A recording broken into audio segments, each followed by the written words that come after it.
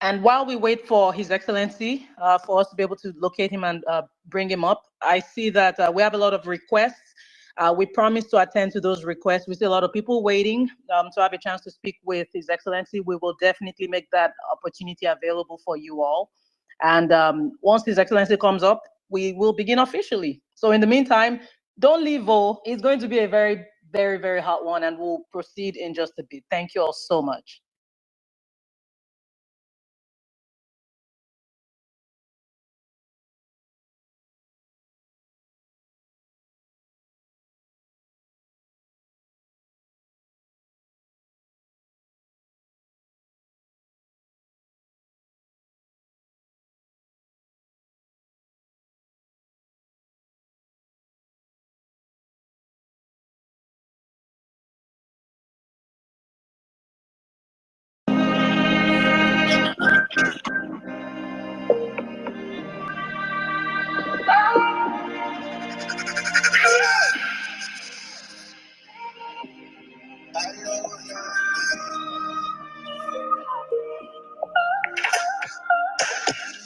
Really was it my time?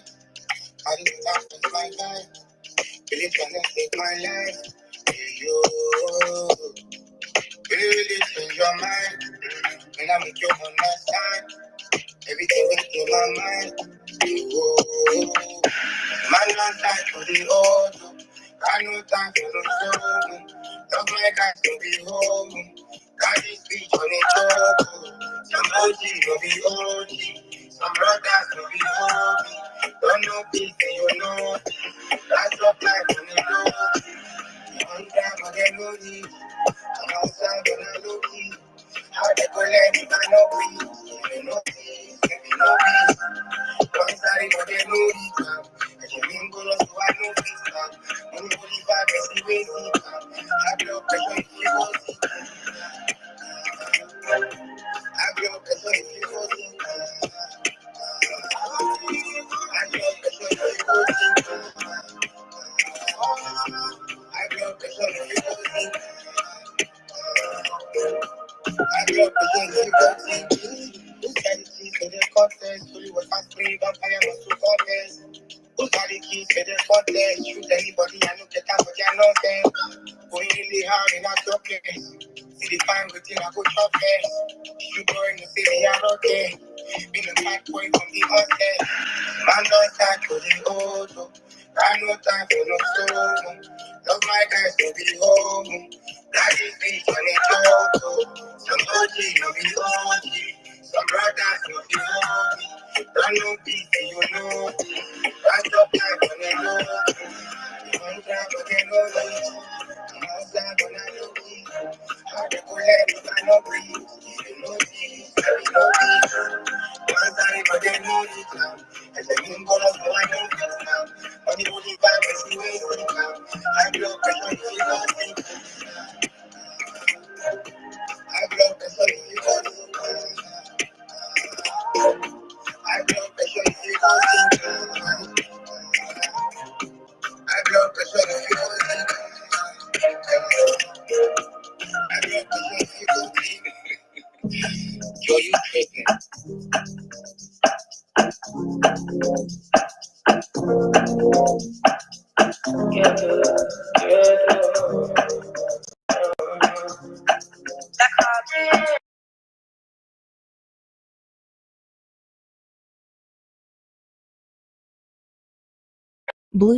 Bluetooth connected.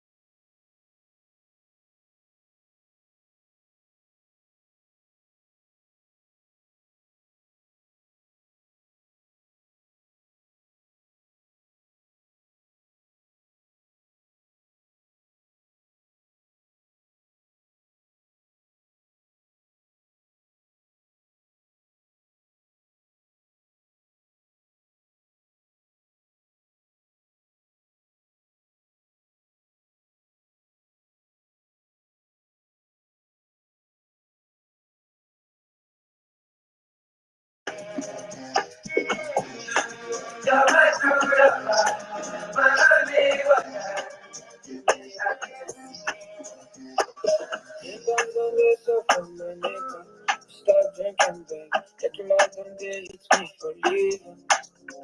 It's like an indigo, it is sativa. Anything that I smoke, it's just looking like my contagious. Is it this or that? If I seek, I'll find how I feel inside. I will let you know. But I'm super high, I can feel my eyes. It's a love this time, but I can't see you.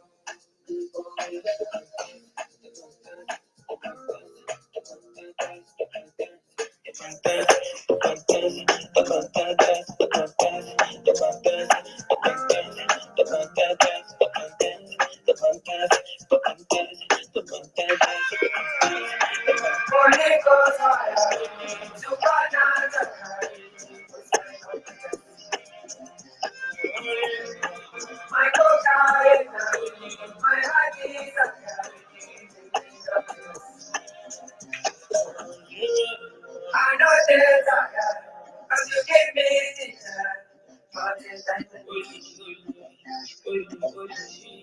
you're my true love, my give me happiness. All right, guys. We are still experiencing a technical glitch right now, so we don't know. Please, if you're on the platform and you can see Mr. Peter B. Please, you could indicate. We are trying to see. Gloria, please, can you mute your mic, please? All right, thank you very much. I'm getting interference. So please, guys, we're trying to make sure we bring him up. If you're requesting the mic, please, we will indulge everyone requesting the mic to please stop requesting for the mic. Everybody's going to have a chance to come up.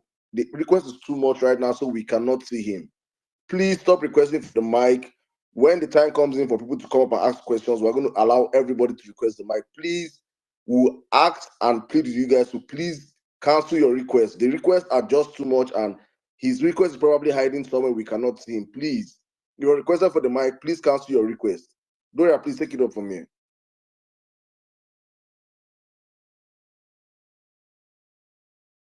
Thank you very, very much, Sir Dan, and we thank you all so much for your patience. Again, if you're requesting the microphone, or if you've already requested the microphone, please go ahead and cancel it so we can see PO.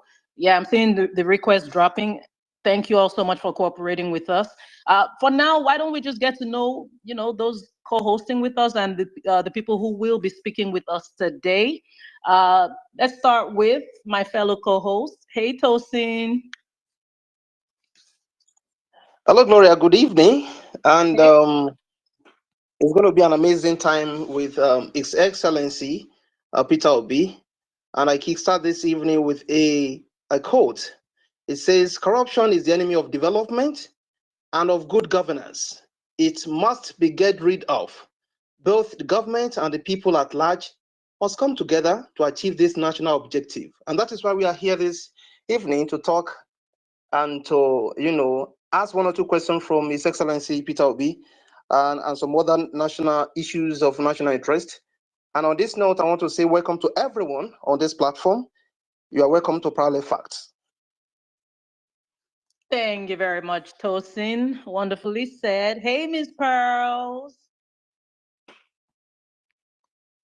Can you hear me, Miss Pearls? Miss Pearls with the sweet voice. Can you hear? Oh goodness. Hold on, please. Let me see if I can unmute you all. Hold on. Oh boy. I think there's a technical glitch where it's sounding like everybody is muted. Can you hear me now? Are you unmuted now? Okay, fantastic. Sorry about that. I don't know what happened. Miss Pearls, can you unmute now?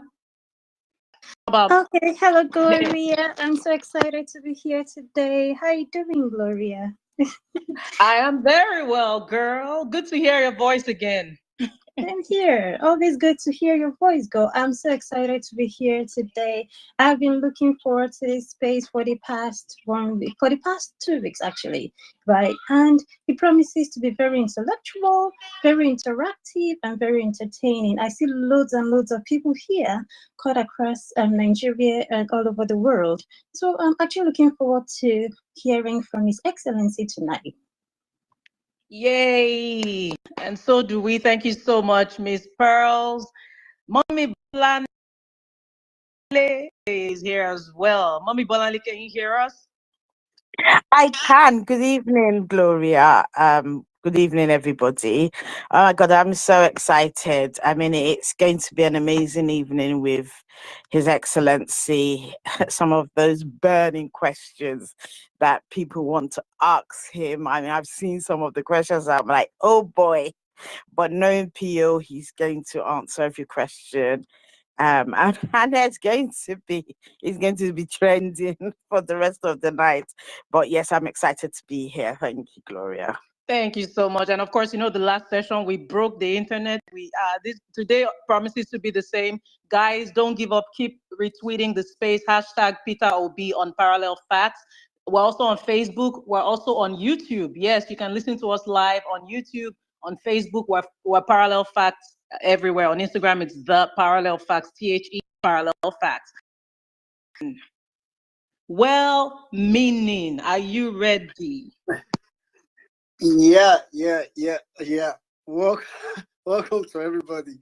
Thank you very much, Gloria. I literally can feel the excitement in your voice, and everybody that I've spoken.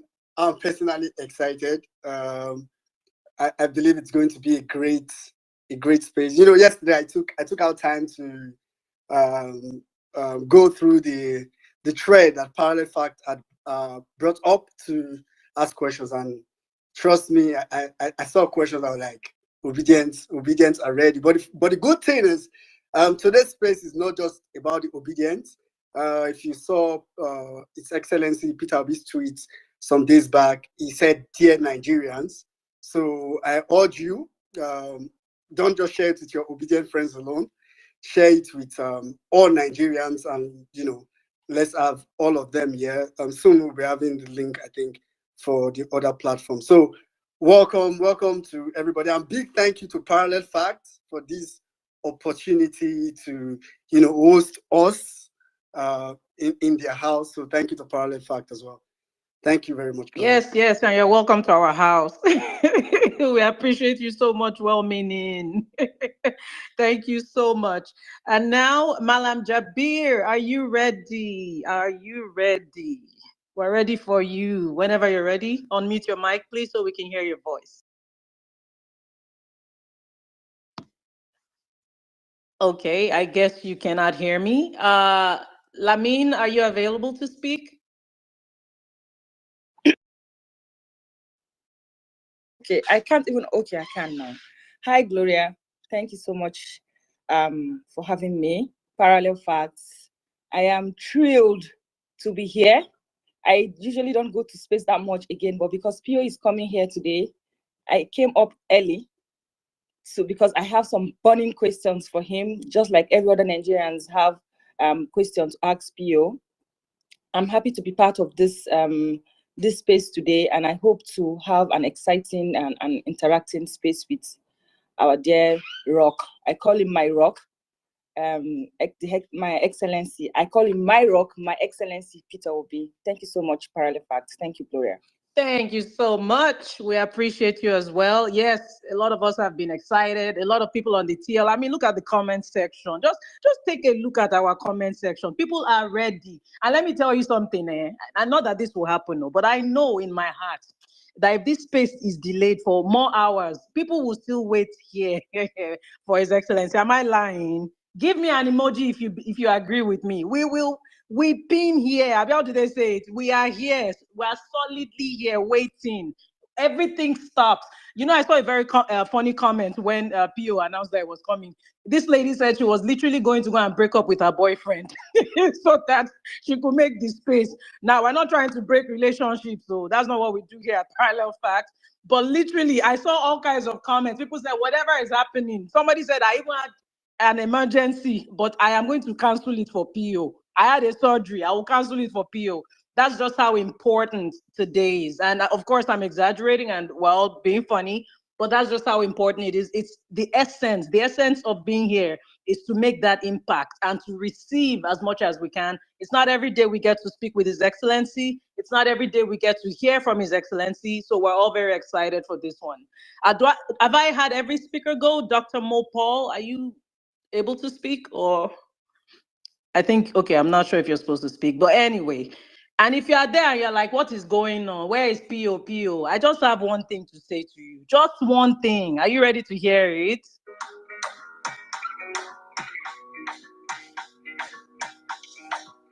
I think, okay. Yes, I'm able to speak.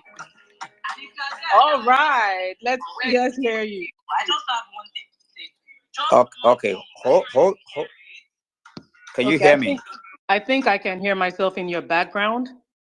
I mean, I like the sound of my voice, but okay, can we try it again? Yeah, I'm here. We're trying to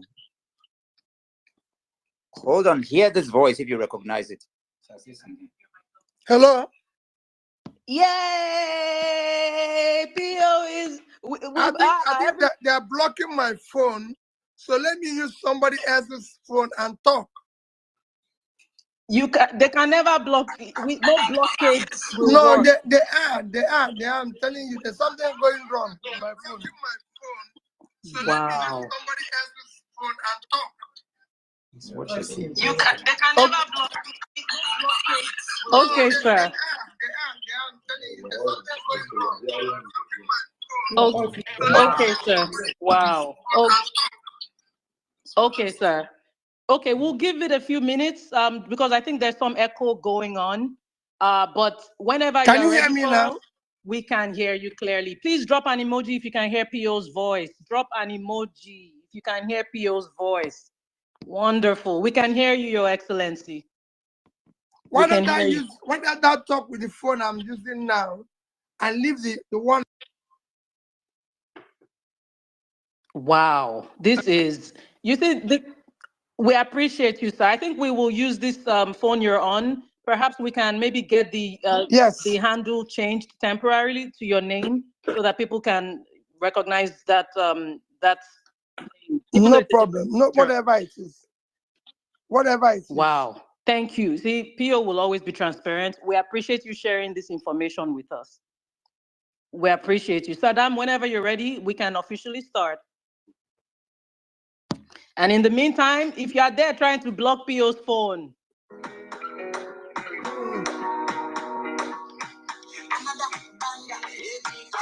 calm down. Calm down.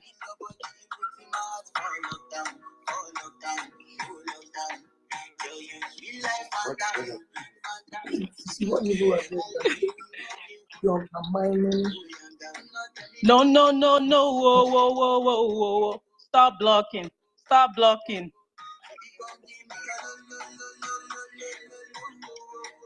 Saddam, whenever you're ready, we can get to business. All right.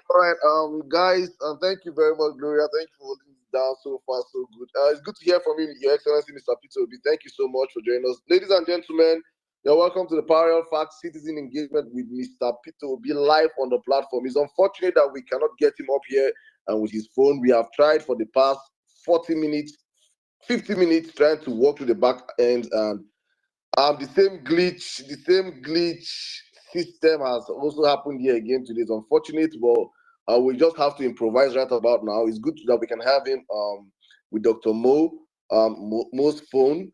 But meanwhile, guys, please share the space, retweet the space. Let me check. So I know if we can officially start this space. If we don't have up to 5,000 retweets, this space will not hold until we have done that. So please, guys, share the space, retweet the space. Let's get people into the conversation. Let them know that Mr. Peter Obi is live on the Parallel Facts space. Unfortunately, we are still trying to see how we can get him in with his handle. And when we can, we will. But for now, he is here with us. not physically, but in spirit. In spirit, is here with us. So, Mr. Peter Obi, if you can hear me, good evening, sir, from my side of the world. If you can hear me, sir, can you just confirm your audibility?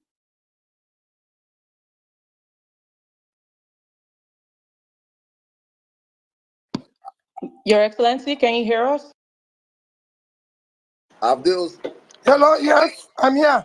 All right, sir. Good evening, sir. It's good to have you again on the Parallel Fact Space. I think this should be your 4th edition and your first for the year. It's one of those things whereby we hold you in high regard. Whether I'm right or whether I'm wrong. And today's space is actually going to be a very interesting one because a whole lot of people have questions to ask you, I myself inclusive. It promises to be an entertaining one, and hopefully, please, sir, if you could make a tweet for us, let people know that yes, you're actually on the space, but you cannot join with your handle. It will go a long way also in getting more people into the conversation. But right now, I have amazing Nigerians from all. Thank you, Saddam. Oh, thank you. You're welcome, sir. You have amazing Nigerians here with you. Let me start. Go on, sir, please. By very, very, very, very sincerely apologizing for the late start of this engagement. Since 6:45, I've been trying my 2 phones to be able to be part of this process, and it was impossible. Everybody around me here know how much we tried and all that. So sincerely apologize. I was actually going to apologize by 7 when we're about to start on those who are supposed to be fasting, especially our Muslim brothers who are supposed to be breaking their fast and saying this was earlier planned. I didn't want to apologize to anybody because they'll say, oh, yes. So I sincerely apologize. And I know I'm going to be apologizing about so many things today, but please bear with me. I assure you this interactive section is going to be one that we will be able to discuss as Nigerians, as brothers and sisters, on what concerns us. Thank you. Thank you very much, sir. It's good to hear from you. If you guys are excited to have Mr. Peter be on the platform, please let's have some emojis for the man. It's not easy to be here with us. Let's at least appreciate the fact that he has been hustling for the past 45 minutes just to come up here, and it's unfortunate his line can't be here, but he's here with us through another person's phone. Sir, I'm just gonna open up the floor right now. Gloria, you want to say something? Please come in real quick, please. Yes, hi everybody. It's great to be here. My name is Gloria Ayo. You may have known me as Gloria Maduka during my time on radio and TV in Nigeria years ago. I am the head of broadcast at Parallel Fact. I also produce and host digital content with the aim of making impact throughout Africa. And I take pride in my Nigerian heritage. I hail from Delta and Ekiti states. And once again, I'm happy to be here with all of you and of course, His Excellency Obi-Wan.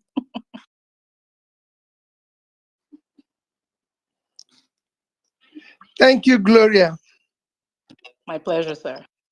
I think I'll just give our co-hosts, our moderators, just a minute each or 10 seconds each. Please just quickly introduce yourselves. And so, sir, you know the people that are actually speaking to you, Nigerians of all walks of life across the country, different demographics. Tosin, please, you can come in right now. Okay, thank you, Emir Saddam. His Excellency, you're welcome to Parallel Fact. My name is Tosin Aribisala. I'm Editor-in-Chief, Parallel Facts. You're welcome, sir. Thank you, Tosin. All right, please, Pels, you can come in right now. Okay, good evening, Your Excellency, and good evening, everyone here. My name is Pels. I am a nursing practitioner and a PhD student. Good to have you here today, sir. Thank you. Mr. Ibrahim, please don't introduce yourself. We already know you. Bolande, please come in right now, please. Good evening, Your Excellency. My name is Bolanle Emiabata Anibaba. I hail from Lagos State, but I'm currently based here in the UK. I'm known in the movement as Mommy B. Thank you, my sister. Thank you. All right, thank you very much. Malam Jabir, if you can hear me, please unmute your mic and speak. Thank you. Good evening, sir. Good evening, everyone. My name is Malam Jabir. I'm speaking from Kaduna. Nice to have you here, sir. Thank you.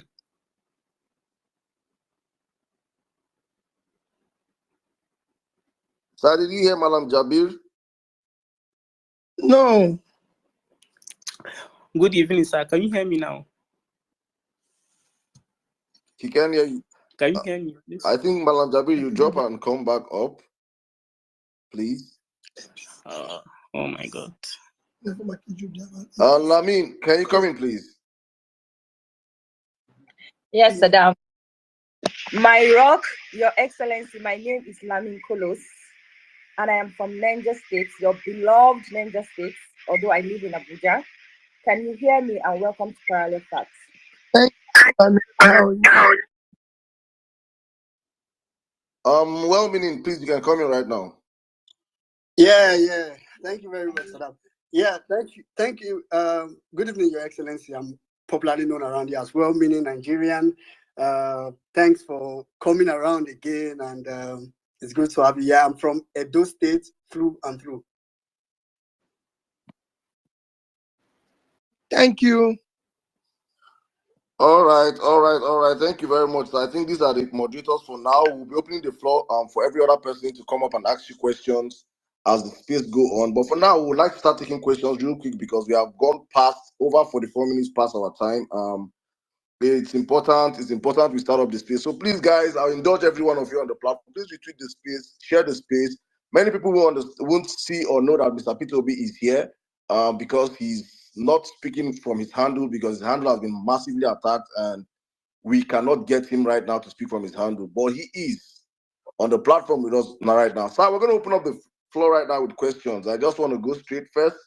I don't know if you have been following what has been going on. We have been following in your moves across the country. I would just want you to just quickly, if possible, as short as possible, just give us the reasons for why you have been touring the country. People say this is post. Some say you're campaigning. Some say you're doing early campaign. Some they say a whole lot of stuff. We have read a whole lot of stuff, but we see you going across the country doing projects. It's very, very unusual actually for Nigerians to see politicians. So I would just like you to give us a very brief, recap of what you're doing, actually why you're doing what you're doing right now. Thank you. Well, thank you, Salam, for that intro.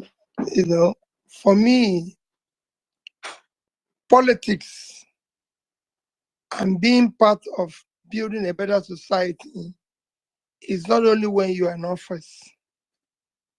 It's something you do in and out of office. It's something you do regularly. Unfortunately, we live in a country where politics is transactional, so it's for any election. After elections, everybody disappears.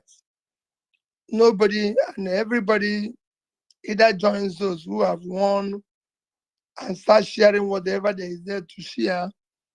So doing something that is supposed to be a life, somebody who say is a politician or a public servant becomes something that is novel or is something that is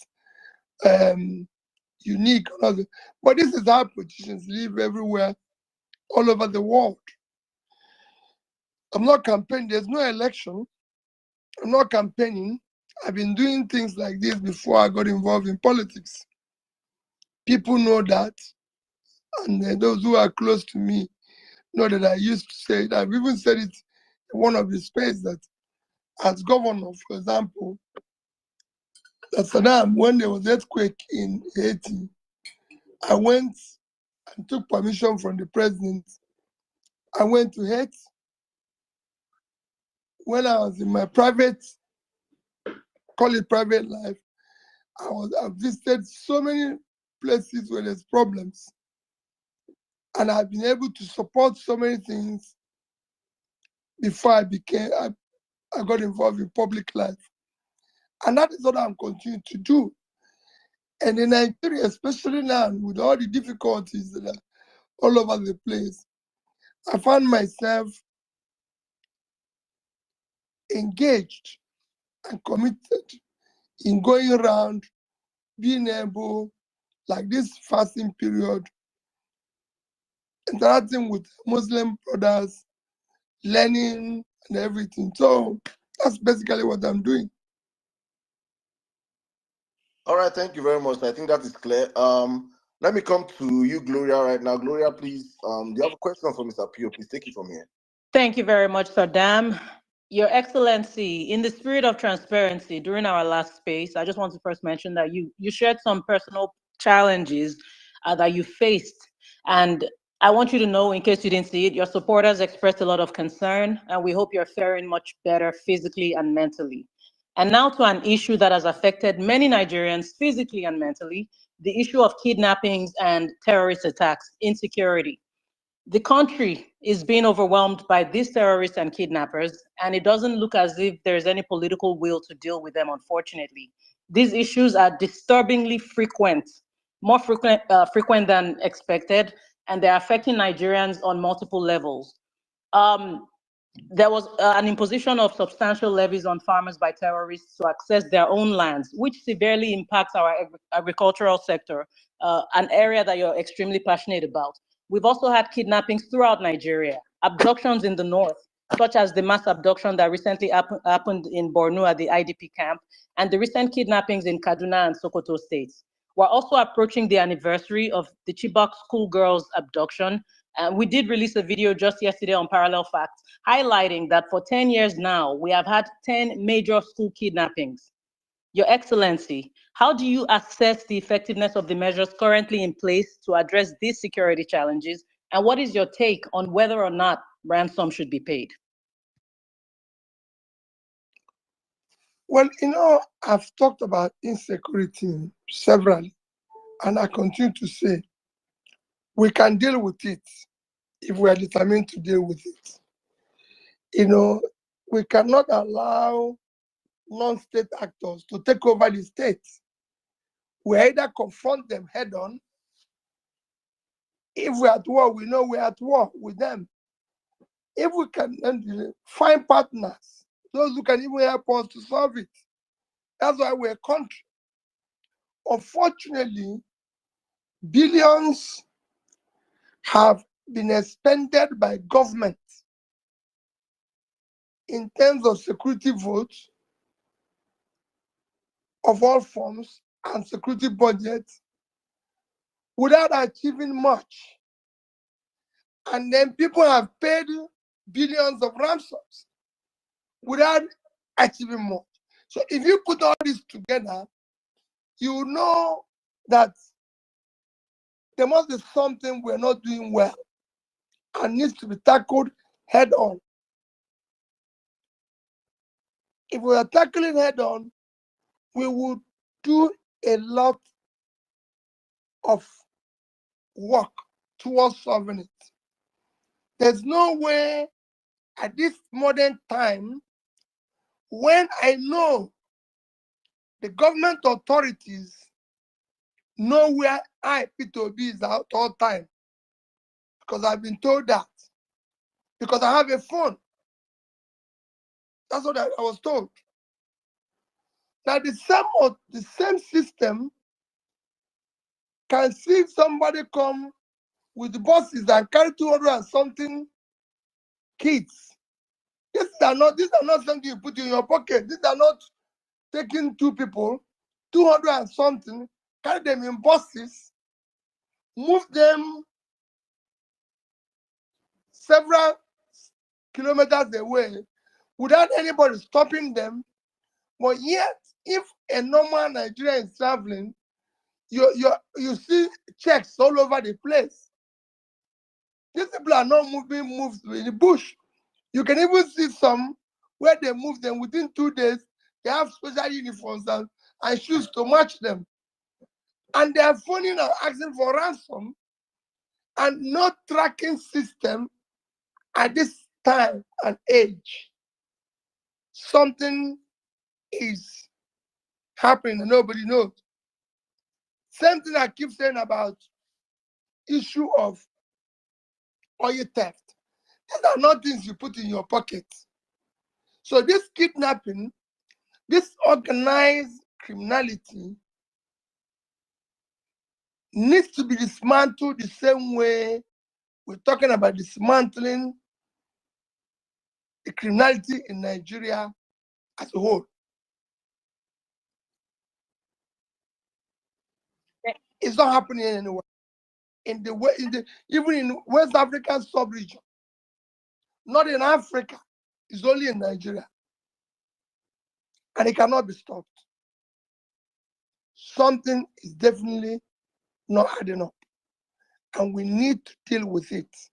And that is where I'm concerned that we started this journey preaching for a new Nigeria where things can be done differently. Thank you very much, Your Excellency. Go on, Saddam. Thank you very much, Your Excellency. Thank you. I think we'll go on next to Tosin. Tosin, please, your question for His Excellency. Okay, Saddam, thank you for that. His Excellency, recently the Abia State Governor, Alex Oti, cancelled pension for ex-Abia governors and subsequent ones. However, a state like Lagos State said that is never their priority. The question now is, if you were the president, would you have advocated this law for all states in Nigeria, especially considering the hardship that is ravaging the country? Tosin, I've argued against this. I've publicly, privately, as governor, I argued against it. When I left, I argued against it. The reason why I argue against it is that, again, like you said, we're owing those who have worked hard over the years their own pension and gratuity across the country. You won't believe it. There's people who are being paid today as little as 5,000 as their pension. This happened to me in the past 1 month. I met somebody who collected his pension and it was 5,000 plus. He said even to vehicle to go and collect it, to transport to go and collect it and come back, he will not pay it. So when you have such a situation, and then you have those of us who are politicians who have cornered all the resources while we were in office, and then leaving office, being paid huge amount. I give an example of my own case. When I was living in Anambra State, because every state, other state has it,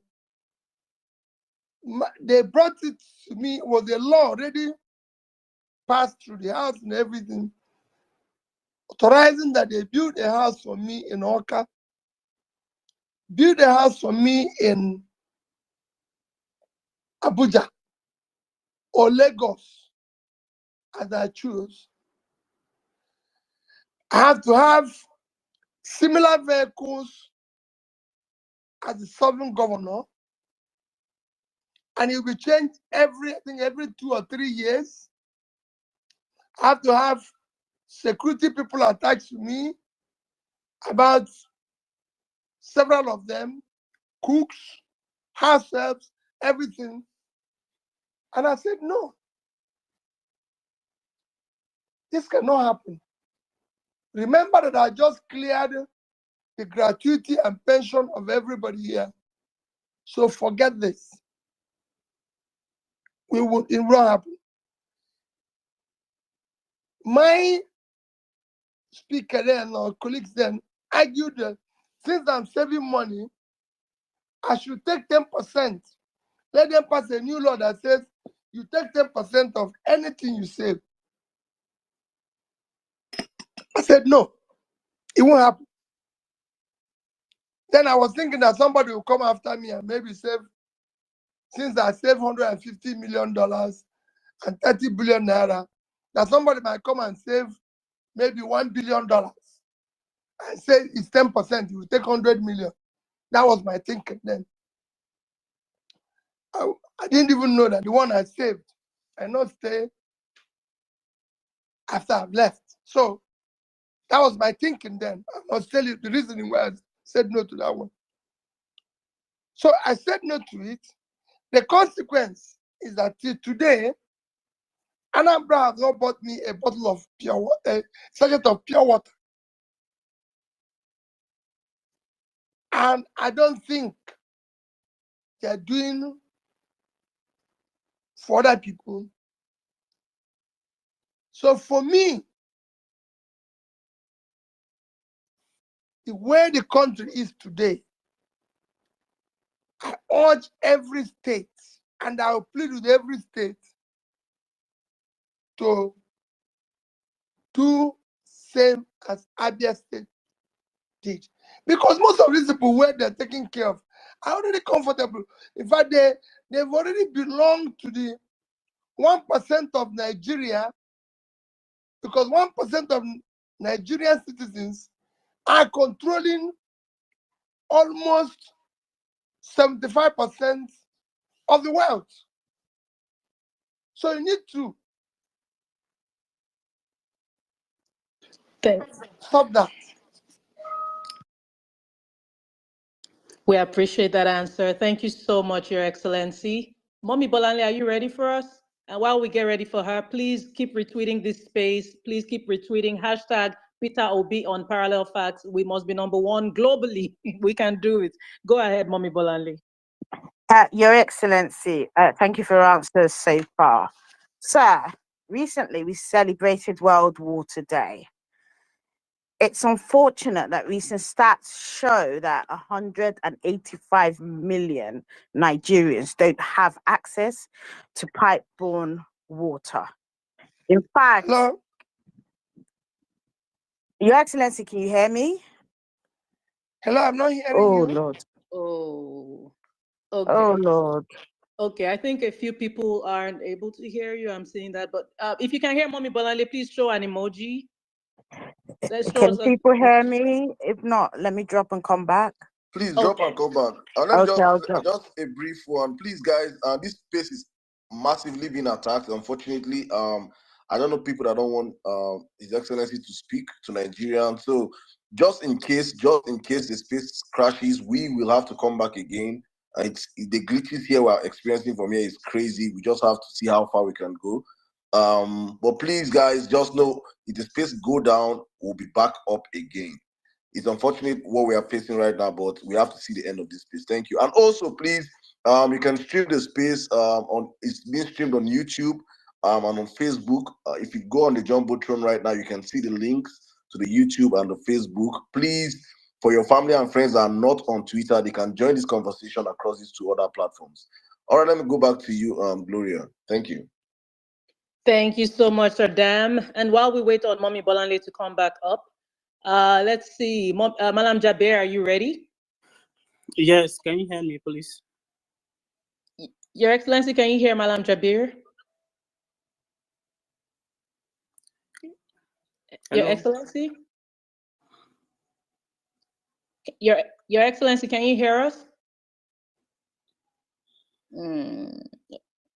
If you can hear me, if anybody else can hear me, please let me see, indicate with an emoji. Okay, fantastic. Your Excellency, can you hear us?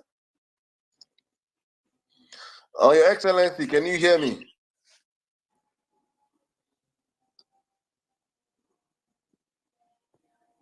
Oh, they have tracked him to another person's phone.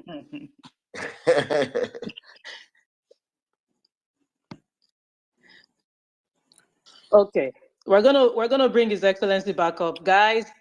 This space is going to hold. Can you hear us, sir? No, I say it's Okay. amazing how much we can work with technology when they want to stop things, but when technology is meant to be used, all of a sudden we don't have technology in the country. It's just unfortunate. But please, guys, we will be waiting to bring back His Excellency up, and if anything happens to the space, we'll be back on. But so far, so good, Gloria. What's your take on the space? I'm enjoying myself so far, regardless of whatever the challenges are.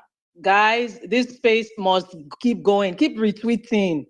Keep retweeting. The message must be heard loud and clear. Don't forget the hashtag Peter Obi on Parallel Facts. Again, that is Peter Obi on Parallel Facts. We're also on YouTube. We're also on Facebook. We're here to make impact. Hope you have your notes and your pen and you're taking notes. We're all here in school today and we're learning, courtesy of His Excellency.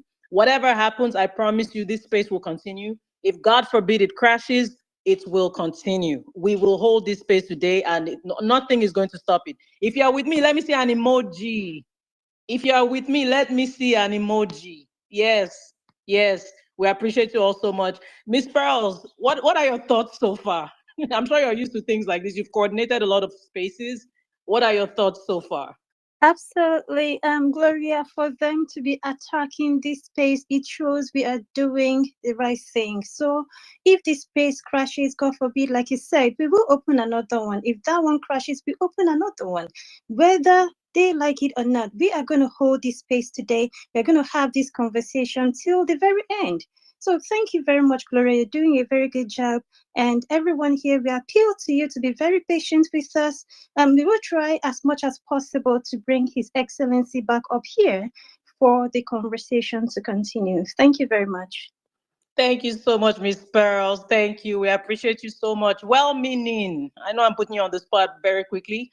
Well-meaning. No, Yes. So, what are your thoughts? What's going through your you're not mind? putting me on the spot. All right, thank you very much, Gloria. You know, a question just came to my mind, and I'm glad you called me. I'm like, I mean, and this question is pretty much to everybody. If you are part of the structure of criminality, Hello? don't you think okay, Peter, I'll be Yes. Sir. Well-meaning. You can finish your thought, and then we'll have Pio. No, I'm just saying if you are part of the structure of criminality, think about it. Don't you think you don't want to hear Peter Obi speak? So it's understandable why they don't want this to happen. But truth is they can't stop it. It's unstoppable. Let me come in briefly, Go please, ahead. before bringing Mr. Pitobi. Guys, we have over, from my count, apart from those listening anonymously and other platforms, we have over 7,000 people on the platform, and this page have less than 1,000 likes and retweets. What's happening? Please hit your retweet button. It is free of charge. And get more people into the conversation. Don't be selfish. Don't be greedy. A greedy Nigerian. Please, let's get more people into the conversation. Mr. Pitobi, can you hear me, sir? Yes. All right, welcome back, sir. It's unfortunate what we're passing through, but please, Nigerians are patient enough to listen to you today. If this space crashes, we'll be back again. So let's circle back to Gloria for the next set of questions. Thank you. Thank you so much, Sir Dam. Malam Jabir, we'll take you again and see if Pio can hear you now. All right, can you hear me now, please? Yes. Good evening, Mr. Excellency. It is a pleasure to have you here with us. Sir, my name is Malam Jabir. My question here is, after the Ramadan tour, what should be the next line of action for the obedience, especially in the area of creating a concrete obedience structure that will add value to our movement? Thank you. Very good question. Let me tell you, the Ramadan tour hasn't stopped. It's not stopped. It's just temporary because we are just having a break for this Easter weekend because coincidentally, the fasting period for the Muslims and the Christians coincided, and we're observing the two. And this weekend, of course, is Easter. Like today is Good Friday for the Christians. So just this weekend, after this weekend, we'll continue our tour. So there'll still be a tour. On what you asked about the obedient movement, quite frankly, is something I did say during the election, after the election, that we are going to now form a proper movement that is properly articulated. And luckily, this is the allowed engagement globally, where you can have a group that has formed themselves into a bloc while being part of a party process. As you know, most people who are obedient are not even members of Labour Party. I can tell you that we have more people who are non-party members who believe in what we're doing. And that is why I always tell people, let's continue on our process. I was in a gathering today, and I was in church today. I would say that 70% of the people that greeted me don't even know what is called political party. So I agree with you. That is the issue where you're going to see what will be happening in the nearest future. That's where I'll leave it. We appreciate you, Your Excellency, and we look forward to seeing what you have cooking. We cannot wait to see it. Thank you so much. Mommy Bolanle, are you ready? I am. Oh my world. That was an event. Your Excellency, the question I wanted to ask was, the world has recently celebrated World Water Day, but it presents us with a sobering data in relation to Nigeria, where it shows that there are over 185 million people who don't have access to pipe-borne water. In fact, Malam Jaber shared a sobering story of a community in Sokoto State that has to travel like 15 kilometers to Niger Republic, right, to get clean water. Also, sir, the questions coming, sir. Also, I noted that you have been thinking boreholes whilst you have been doing your rounds around northern Nigeria. And I just wanted to ask, and I hope it didn't cost the 191 million that it costs that they have earmarked in the budget for each borehole. In fact, share at least 10 million. And the question itself is, what can we do? What can be done to increase access to pipe-borne water? Quite frankly, I'll go back to even when I was governor. First is that the law in Nigeria said it's actually a law. Nigeria is a signatory to the global agreement that it is a crime for the state not to provide water. Nigeria is a signatory to it. You can go and check. So actually, not providing water, Nigeria as a state is committing an offense. However, when I was governor, we didn't have pipe-borne water in Anambra State, and I don't think it's still there today. The first thing I did was the schools, secondary schools. We made sure that every secondary school had a borehole. So I make sure that every secondary school had a generator because there's no power, and they had a bus. There's no other state that provided that. By the time I was leaving, because we're doing things in an organized manner, not having anything anywhere, we're doing it in an organized manner. What I wasn't easy. By the time we were leaving, we awarded contract to a South African company to resuscitate the Onitsha water scheme,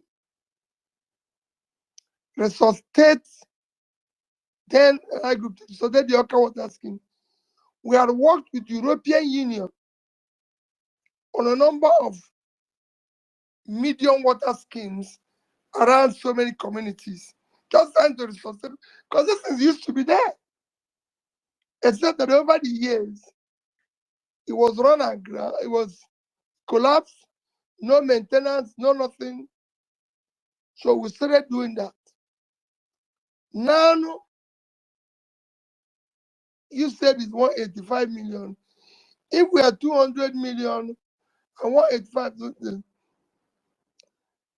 does not have access to pipe-borne water, that means the entire country, and that is the situation we find ourselves. Now, for me, it's something that cannot be achieved overnight. I see some state governors trying to do something, and I urge them to continue sincerely their business. As for what I'm doing in the north, I believe that government would have done better. In terms of the cost, I don't think I've been able to, I've done any that cost me more than 5 million naira. So the cost for me is still about that, is below 5 million naira. Maybe those who are using 191 million are doing a special water system, because that's what you need for a medium town water system. If it's borehole, I don't think it will cost more than 10 million naira. Thank you so much for breaking it down for us, Your Excellency. We appreciate that response. Ms. Pearls, are you ready with your question? Absolutely, Gloria. So, Your Excellency, once again, the national grid has collapsed, and Nigerians across the country has been plunged into darkness. I remember before the elections, they went to Egypt to seek solutions because you know there is a key of development. Yet till now in Nigeria, right?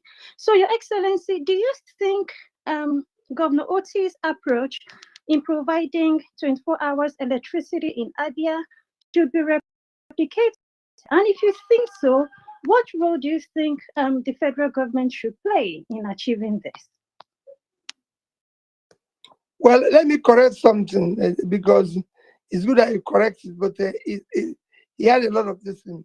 What happened in Abia is an ongoing project that had been on for several years, initiated by a first-class Nigerian, Professor Bart Nnaji, who is a professor, I think, of robotics in America. A very excellent fellow, who actually came several years ago trying to be involved in solving power, knowing fully well that the only way to solve power problem is to do captive, something you can call captive power supply. Taking an area and trying to generate and distribute power within that area. So he chose Aba. This was as far back as 2010 or thereabout. I don't know, but I know it's been going on for years because I followed that project.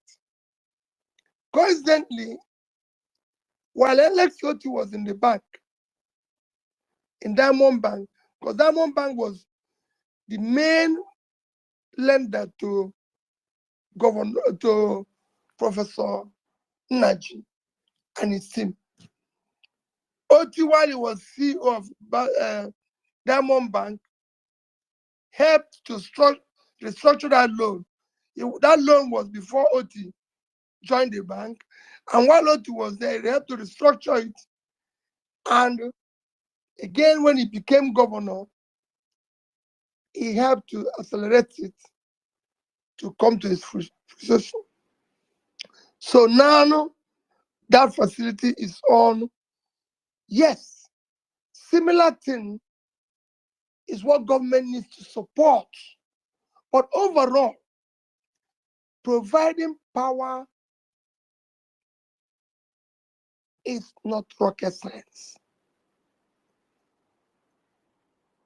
Countries after countries. Luckily, the countries that have been able to do massive improvement in power in the past 10 years are all developing countries. So it's a lesson. One is India, Vietnam, and Egypt. All these were countries that have similar trajectory as us. And all of them, within the past 10 years, you can go and follow, do it, have been able to double or triple their power generation and distribution. And what they did can be replicated here with effortless ease. In fact, Egypt, as I talk, is not exporting power to Europe. They moved from about 20 to almost 50 when all they need is about 40,000. So it's something that is doable. The Nigeria cannot generate more than generate and distribute. Because at times people who are generating say they're generating more, but distribution is the key. This one is cannot generate and distribute more than 10,000 in the past 24 years of this student democracy. For me, it's totally unacceptable. And hangs on the criminality called the Nigerian state today, which must be dismantled. And unless you get that situation, considering that power, like you said, is a very, very critical component of development. Thank you so much, Your Excellency. And there's one thing His Excellency will do. That one thing, if there's one thing he will ever do, is to keep it real, be transparent, and just tell us tell us as it is. We appreciate you giving us that very wonderful insight. Thank you so much. Well-meaning, are you ready? Yeah, yeah. Thank you very much, Gloria. Thank you very much, Your Excellency. I think I got talked when Mr. Peter Obi said that the ball we fixed is worth 5 million. I don't think a lot of people heard that. It's worth around 5 million around. But now we have a budget of 193 million for a ball. I said that one is for mini water project, mini tank water project. So what we saw on It's not for ball. the budget was ball. Let's just give them benefit of that. All right, sir. Thank you very much. So my question, I'm going to bring it home. I think this is one question that a lot of obedient have been also trying to ask. So a lot has happened in the Labour Party recently that has, left many obedient a little bit. No, maybe not a little bit. Many obedient very say disappointed. A lot. I don't want to go into specifics that have happened, but I know you will know better than me. So my real question is just to ask you, what is your, maybe to give us more insight into the parts we don't know, and also just to give us your general take and, for the obedience regarding the current Labour Party. Can you help me? And because you said a lot has happened. If a lot has happened, let's take all those laws that happened and be able to discuss them one after the other. Because if we go and do it as a general question and a general answer, maybe we won't be able to deal with it. So you can give me example. For example, so in recent times, there have been a lot of accusations, allegations on the Labour Party chairperson, a lot of accusation around, even from, stakeholders within the party. So that's, of course, Obedience is a movement that holds morality in high standards.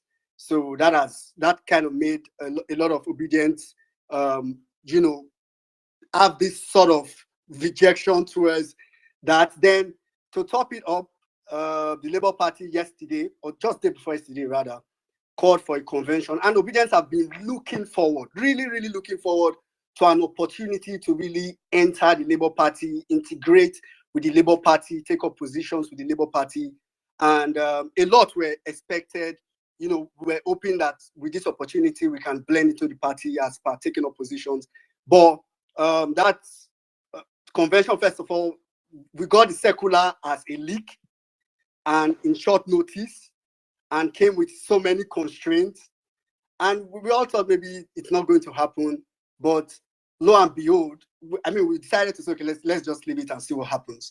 Lo and behold, it happened the day before yesterday, and it still leaves a lot of Obedience disgruntled to today. So we just want to get your take on it and perhaps some sense of direction. Okay, thank you very much. As I said, it's good to be more specific. One, he talked about a lot of accusations and everything. Let me be direct. There's accusations of mismanagement of resources. And am I right? So this mismanagement of resources or something similar that not accounting properly. Yes, sir. For the monies belonging to the party and everything.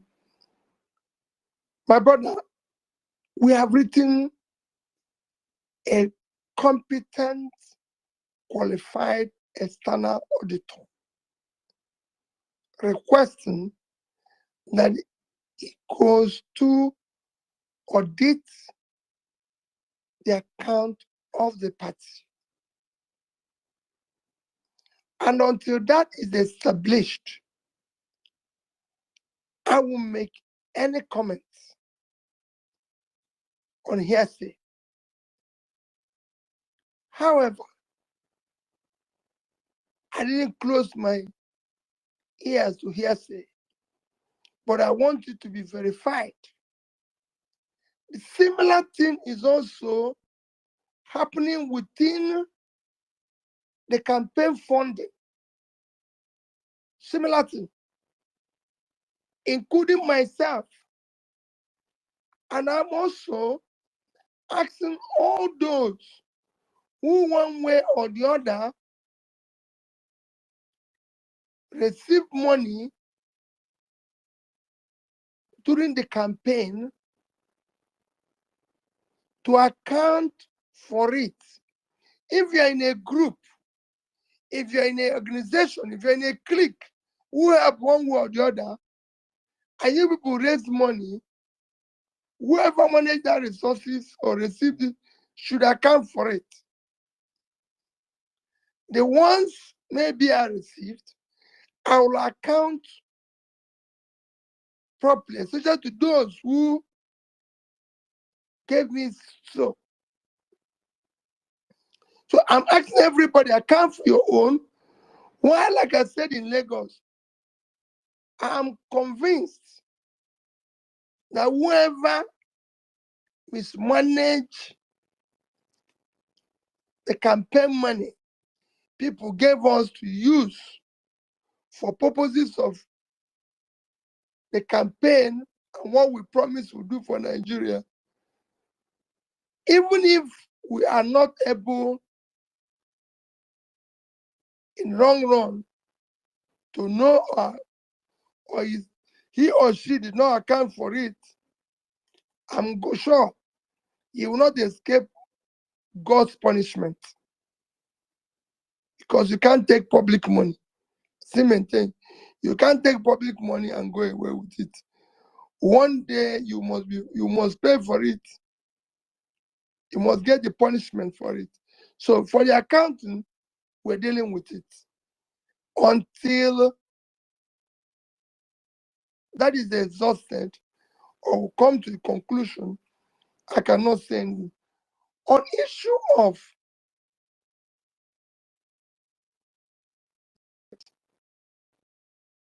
and a convention.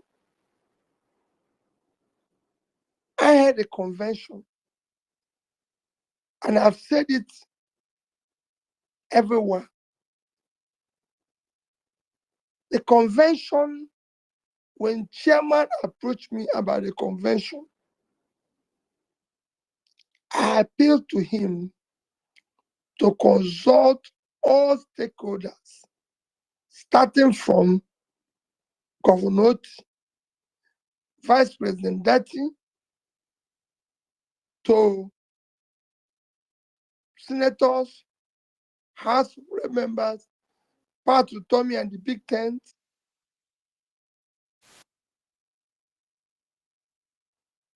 various groups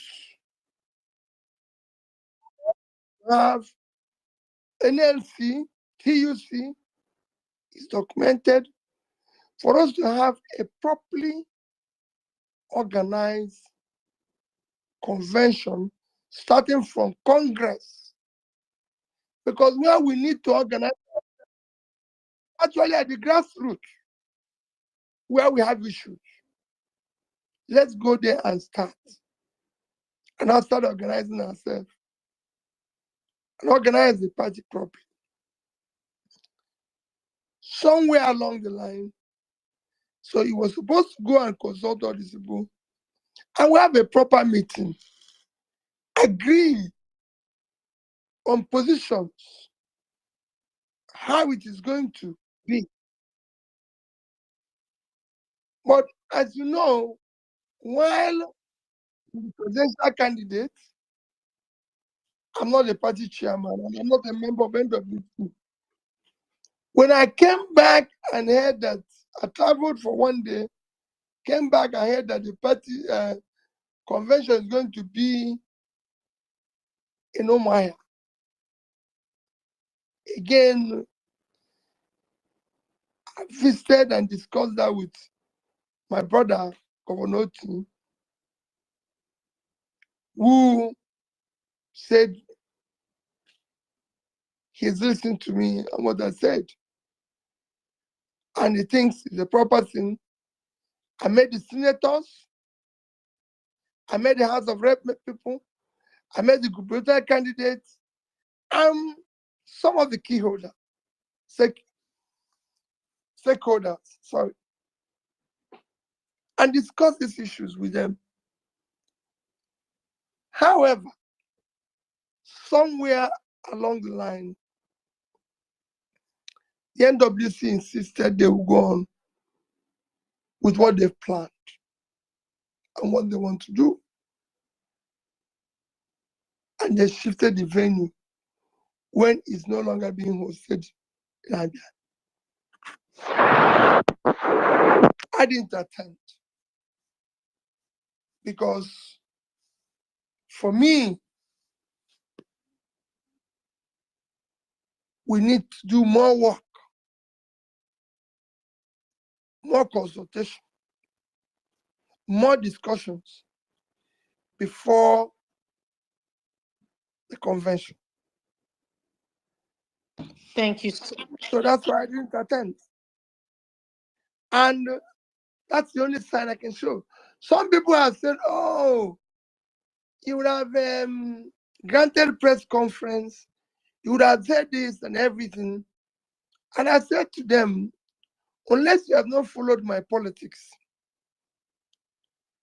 I didn't promise Nigeria. Just like when I went into Abga, we had problems in Abga.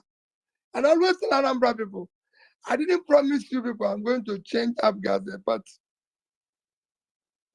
I promise you people I'm going to change Anambra State.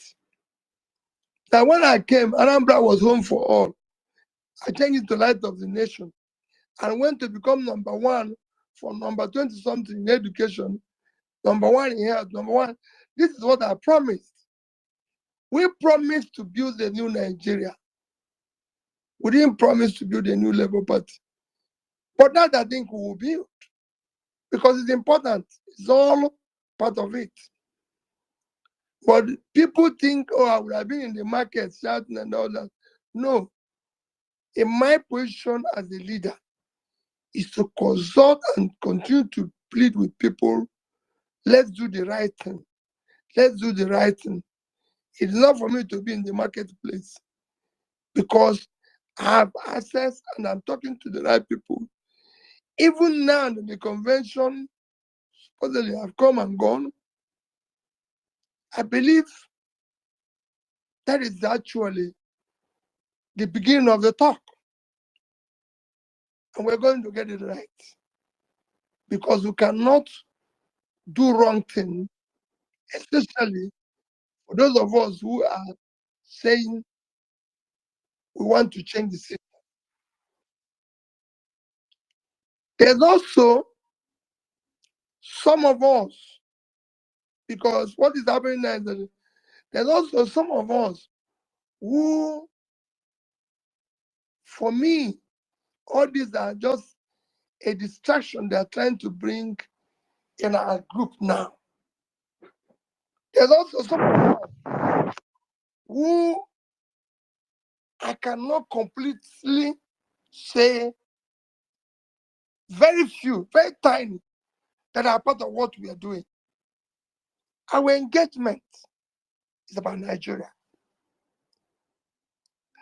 And they're not trying to distract our focus. Like I said to somebody who said to me, why are you going to North?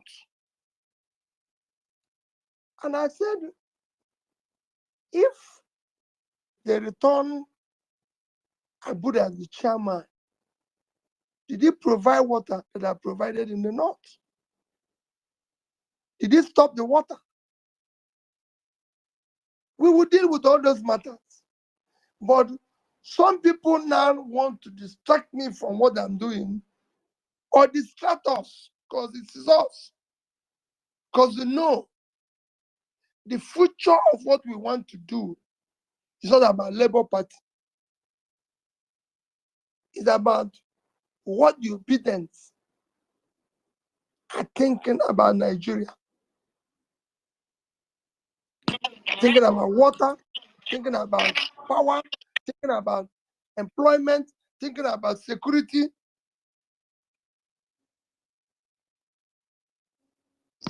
That is what we should remain on. The other matter we will deal with. Some are saying, oh, if we cannot deal with party, how can we govern Nigeria?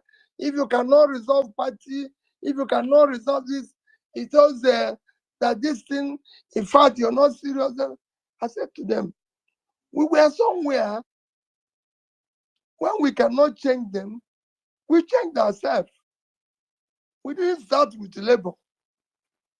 So we will try to change them. Go and read, I'm a Christian. And I said to them, Jesus said when you go into a town, trying to change them, preach them, stay with them, fast with them. If in the end you cannot change them, you come out and watch even the sand that is on your shoe and say, I'm leaving you people. He didn't say go there and die with them. We will try to change them. And I can tell you, I'm doing spirited effort to change them, but we are not going to die with them. We're going to change them. But let nobody think that will not stop what we set out to do. What we set out to do, we must continue. And that's where I am. Thank you. All right, thank you very much, sir. Gloria, just a second, please. Thank you, guys. Please, in case you're just joining us, you're listening to the voice of Mr. Peter Obi, His Excellency, the former governor of Anambra State and the Labour Party and presidential candidate. He's live with us on the platform.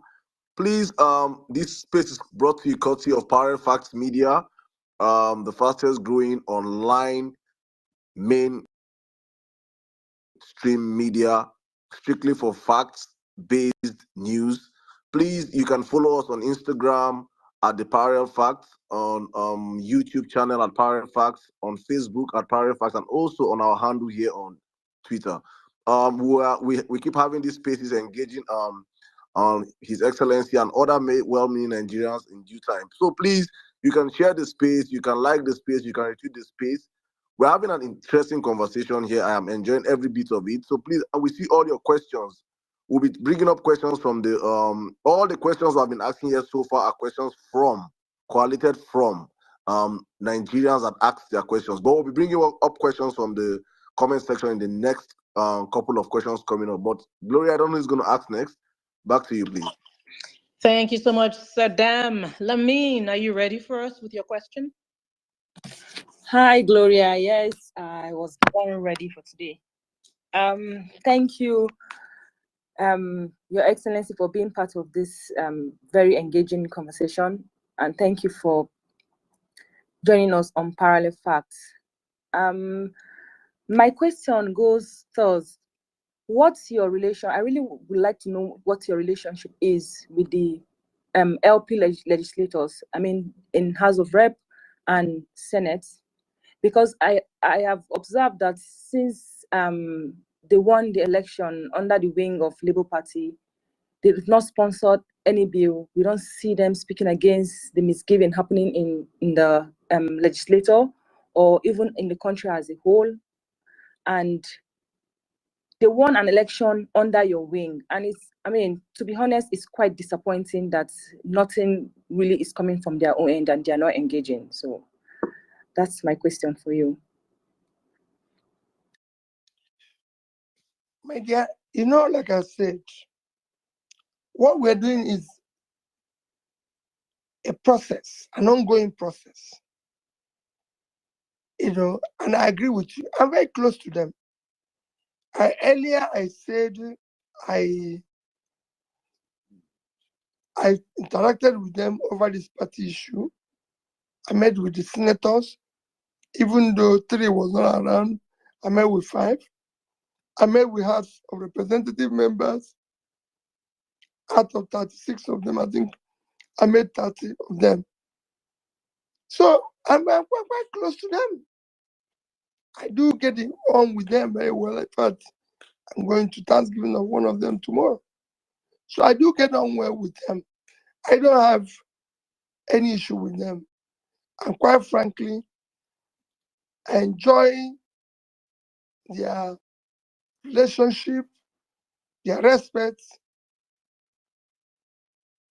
as well as or not. But what you continue to do when you are bringing a change is to continue to preach. Just like you did now, I'm preaching and appealing to them. It is not an easy thing. You know, when you're bringing change, it is not easy because you have for enemy all those who live off the old order. And they're not sure whether you succeed. And transferring people from old order to new one. So I'm talking to them. They're beginning, they do little things. Some of them are operating under difficult circumstances. They aren't even allowing them to do anything. Because when you are in these houses, you can raise your hand and nobody will ask you question. Sorry, nobody will ask you to speak. So, and as you're talking now, it's good when I listen to you. Whenever I have opportunity of meeting them, I'll tell them the same thing. People are not happy with you people. People are not happy with this and everything. And then going forward, we will now start looking also, how do we get more robust, committed people to be elected.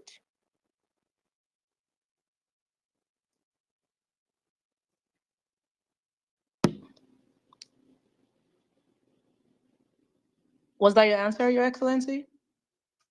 Yes, we're just trying to, we'll continue to engage them. Thank you so much, Your Excellency. We appreciate that. And we want to emphasize that this space is not just an obedient space. We welcome everyone.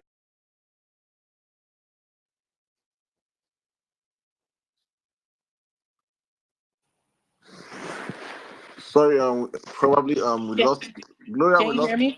We lost you for a minute, so please Okay. Yeah, sorry about that. I was just saying this space is not just an obedient space. This space is open to everybody, supporters, non-supporters. Please feel free to even request the microphone. We will happily take your questions. You can drop a question in the comments as well. Just remember to keep it respectful. That's all we ask you. So if you come up here and you ask a question, just keep it respectful. And please, let's all go on and keep retweeting this space, the hashtag for all your questions. The hashtag is hashtag Peter Obi on Parallel Facts. Hashtag Peter Obi on Parallel Facts. And even if you don't have a question, put the hashtag anyway. We have to keep making our moves. Saddam, are you ready with your second question? Okay, Saddam is extremely busy behind the scenes. Okay, are you ready, Saddam? Or do you want me to come back to you later? please take someone else, please. I'll be back. Okay, I'll go. Your Excellency, I am very happy that you did talk about how there's hardly any political party without its issues. We've seen it in the United States, even Senegal, that the world is celebrating today. Ousmane Sonko's party, Patriots of Senegal, has had a lot of infighting within it. And they were still able, regardless of that, to make history by electing the youngest democratic president in Africa's political history, Bassirou Diomaye Faye. This is proof of the power of the people's voices. We've not heard of reports of controversies or instances of bribery during this win for Faye. And you have consistently expressed your belief that Nigeria is salvageable, contrary to what some may think. And this was evidenced in your challenge of the elections last year, even up to the Supreme Court level. Now, given Senegal's example, do you believe that Nigeria has the potential for similar transformation and renewal? And what lessons can Nigeria draw from this experience and even Africa as a whole, Your Excellency? Well, very easily for what happened in Senegal, it's a very simple thing. It showed the power of the people. The people must resist. The people are the ones suffering. Those who manipulated or who manipulated, and who are still manipulating the Nigerian situation today are not the ones suffering. When we say that 185 million Nigerians does not have access to pipe-borne water, the politicians don't belong to that 185 million. And these politicians we're talking is not up to 5 million. So they are, if you say today, Nigeria is 200 million, no, we're more than 200 million.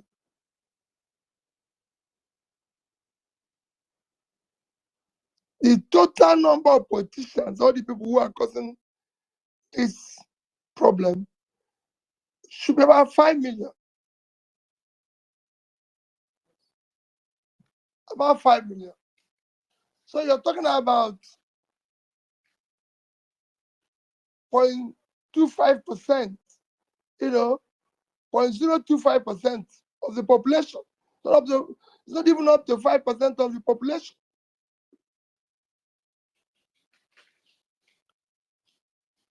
So it's 25%. So how can 10 million, call even 10 million, 5% of the population, be holding the rest to ransom? Even the rest are not.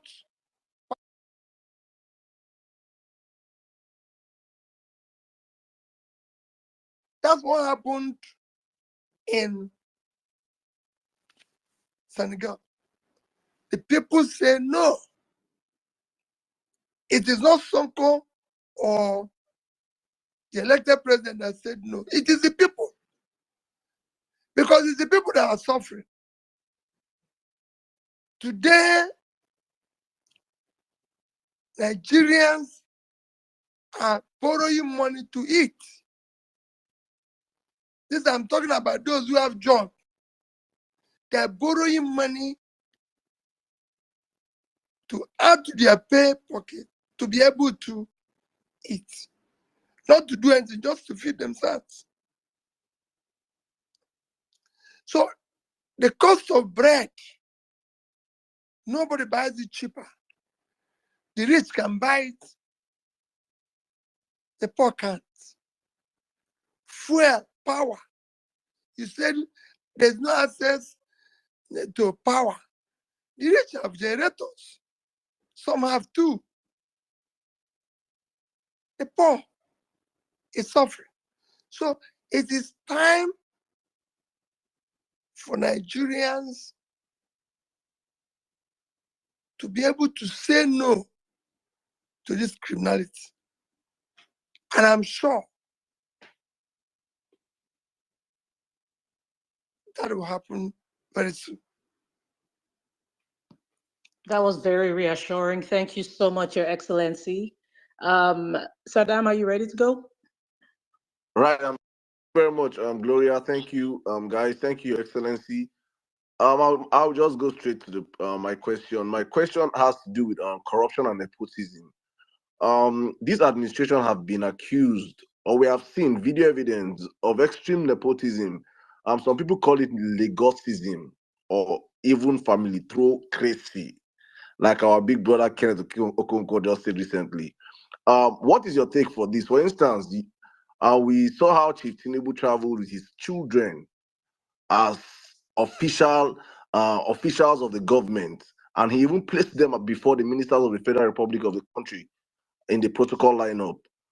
What is your take? Also, it's very, very important because this has gone under the stream. Mainstream media have not taken this part of. His son-in-law was appointed as the head of the Federal Housing Authorities. These controversies have been following the man so far. What is your take on appointment of family members into federal government positions, sir? Well, Saddam, you know, if you follow my politics, I hardly discuss people. Hardly. Go and check throughout the campaign. You see where even some other political presidential candidates, I don't want to call name, took it that their job is to call me name every day. They are not even campaigning. All they do is calling me name. I never one day mentioned their name. I don't call names. You could see where recently, every morning, particular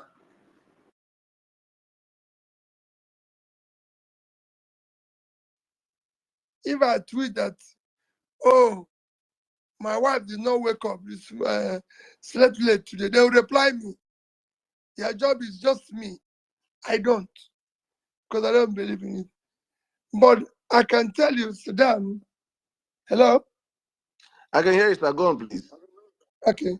I can tell you, Saddam, all you mentioned is wrong.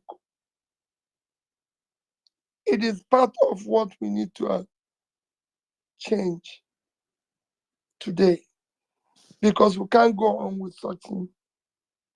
It shouldn't be. This is a country, you know, it is not a family business. And I must be treated with respect and dignity required. You know, that's where I see it. An appointment should be done based on competence, based on capacity and everything, and shouldn't be seen to reflect things you mentioned. And that is what I can tell anybody, and I keep saying it. I challenge anybody to go where I served, and you won't see such. However, that is the component of what we're going to do in the new Nigeria. Thank you very much, sir. Gloria, back to you. Thank you, Saddam. Tosin, are you ready with your question? Yes, thank you, Gloria. His Excellency, my question revolves around the Binance executives accused of financing terrorism in Nigeria. The federal government told Nigerians that one of them mysteriously escaped from a well-secured prison in Nigeria, and some have described this as an indictment on our security. Your Excellency, please, what's your take? Well, again, you have actually answered it is an indictment on our security system. But I'm even wondering how a non-Nigeria was able to leave Nigeria. You know, there's been a lot of speculations of how he left, which to me is very, very, very worrisome, because there's so many Nigerians who are held in similar captivity who couldn't even escape. So I wonder how the foreigner was able to do it. That's just my comment. And these are things we must. If a foreigner comes here and commits a crime, just like they do with Nigerians all over the world, we should be able to say our country is not a place where criminality should be allowed to thrive. Nigerians who committed crime all over the world are held and punished properly. Similar things should happen to foreigners who are coming here and going against our rules and regulations, committing acts of crime. In fact, the law should be more stringent on them to show that we cannot be taken for granted.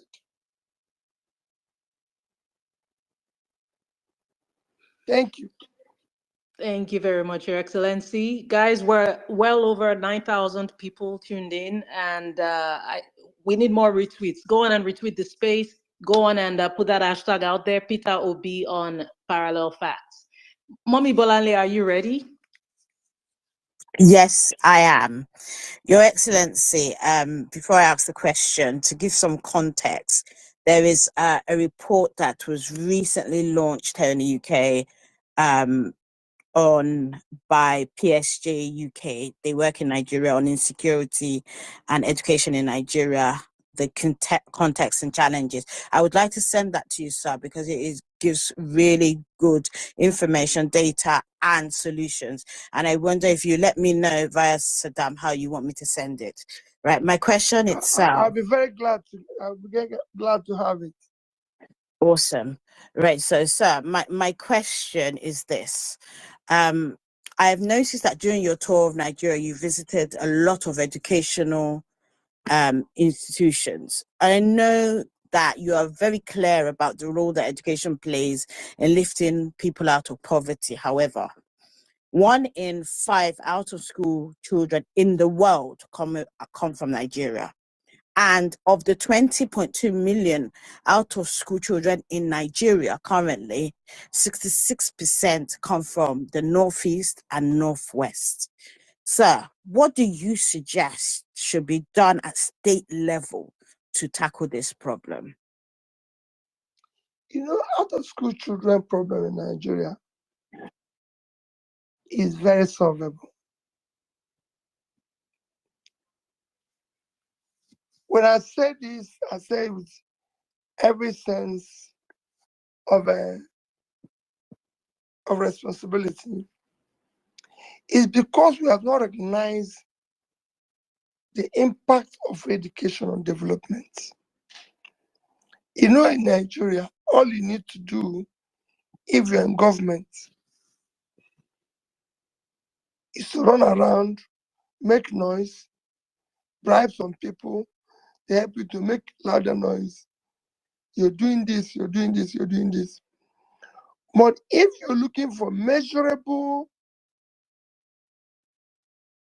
visible criteria for development, if you're looking for factors that can help your country develop,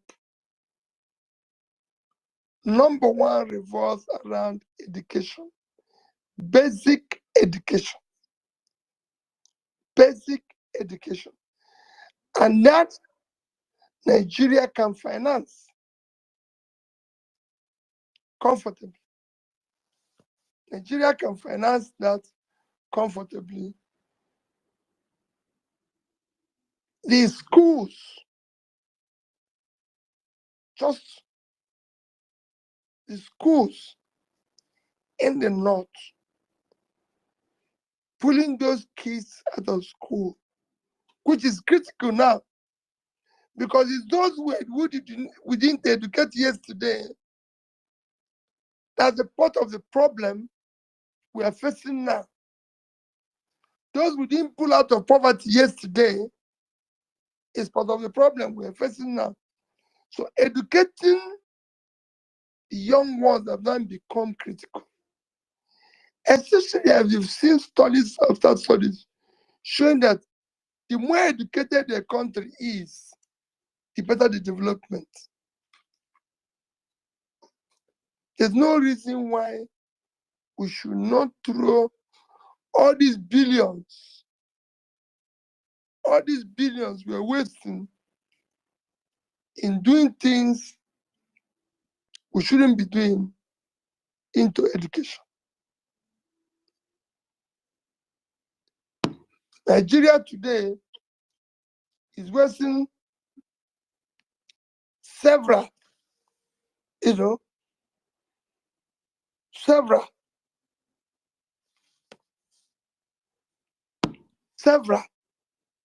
resources on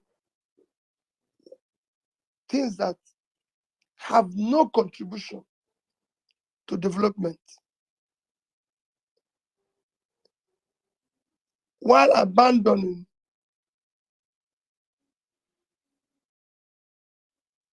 education, abandoning pulling people out of poverty, which is education, abandoning health, which is education. So we need to do more. We have the resources to deal with that issue.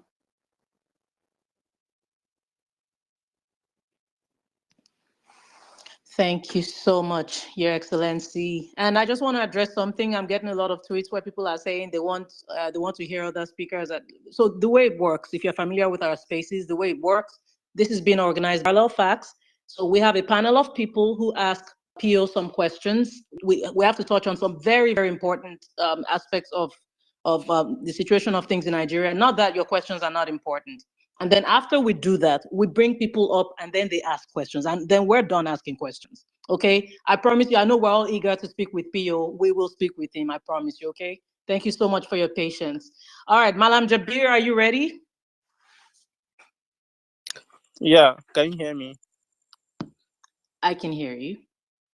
Can you hear me? Can you hear me, please? Can you hear Malam Jabir? Yes. All right, sir. My question is, sir, looking at the current situation in the country, how many politicians making the use of young people, especially when it is time for politics, immediately after politics, they use and dump them. So, sir, how do you intend to mentor the next generation of obedient leaders? Do you intend to write a book or what the obedient ideal are, or do you have any plan for that? Because we cannot be going like this. We need something that will be guiding us. So from that, we can have a prosperous Nigeria where every citizen will be proud of being a Nigerian, not that the current Nigeria that only few cycle of people that are benefiting. So what do you have for the young people that will be looking at us, their guide? Thank you. Well, my take is very simple. It isn't about writing book or about doing this. That's exactly what we're doing today. That's exactly what the Obedient Group intends to do. To be able to actually, and that's why we need to organize ourselves properly, to be able to actually start what we can call citizens engagement, especially a young age, to educate them on the need to know that they will be the biggest loser if the situation continues as it is today. Because those of us who are doing whatever we're doing today are on our way out. Those who are going to lose are you people. If you look at some of the bonds we are issuing today, the monies we are borrowing, they are payable in 2036, 2040, 2045, 2050. We're not going to be there. You are the ones who are going to pay it. So the earlier you stop us, the earlier you do what is necessary to ensure that we have a better leadership than we have today in Nigeria. And I'm not saying any particular government, but have people who, I'm not saying any particular person, have people who overall are doing the right thing. The country today has a vehicle, and that is what you're seeing, whether it's in government, in various political parties. So the nation as a whole, as a country today, as a vehicle, is being driven by bus drivers that have since passed their destination. And you know, when somebody passes his destination, all you'll be trying to do is to drive the whole thing back to where it is. So you people should be able to say no. That's what the Senegalese need. Because you're going to be the greatest loser. Thank you. Thank you so much. Thank you so much, Pio, for that beautiful answer. Again, the hashtag is Peter Obi on Parallel Facts. Again, that hashtag is Peter Obi on Parallel Facts. Are you ready with your question? Absolutely. Thank you very much, Excellency, for your intellectual responses to the questions here. And there has been serious propaganda on collapse of the dollars against the naira, and the government expects Nigerians to celebrate naira selling at about 1,500 to $1 has not actually in any shape or form affected the extremely high prices of commodities, especially food in Nigeria. So, Your Excellency, with your vast knowledge on economy, is it really worth celebrating the dollars at 1,500 to $1? And why do you think the drop in dollars hasn't affected the price of commodities in Nigeria? Well, we need to wait and see what I mentioned before when they started what they're doing that brought the dollar exchange rate where naira becomes stronger. It's a simple thing. What the CBN did was to mop up the naira in the system, increase, of course, the interest rates, which in turn affected the liquidity. Without liquidity in the system, banks are not borrowing money. So there's no naira to be able to borrow and buy dollars. It's just that simple. However, the consequence is that the manufacturers, the real sector, cannot borrow money at the rate where it is now, rate of over 30, 40, some are charging now as well as 40%. So nobody can borrow money today at 30, 40% and do business with it and be able to pay back. And again, the price of goods can't come down because what you've done simply is that you've said, okay, I'm going to remove liquidity in the system because I'm going to control inflation and control brings rate of exchange down, but have a high interest cost, which manufacturers now are going to pass on to the people because they're not going to absorb it. And the consequence of no naira availability is that people, there's now no purchasing power available.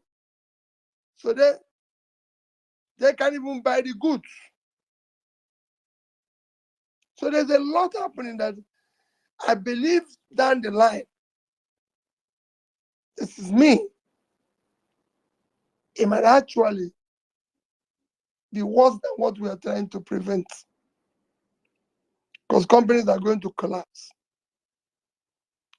More people will lose their job. Because the borrowing cost today is high.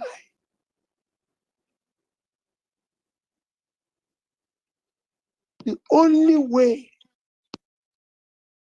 to deal with dollar issue is to find ways of increasing supply.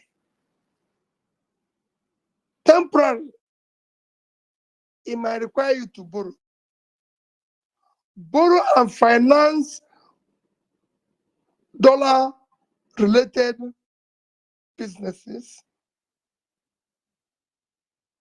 because they're going to borrow and use it maybe through the banking system, through this, to support businesses that can generate more dollars. Be able to go out and deal with your sources of earning foreign currency like oil. Long-term support production for export. This might work better than what we're doing today. But you know, in economics, we use all things being equal. We're not starting. But I can tell you, today, things are still tough for Nigerians.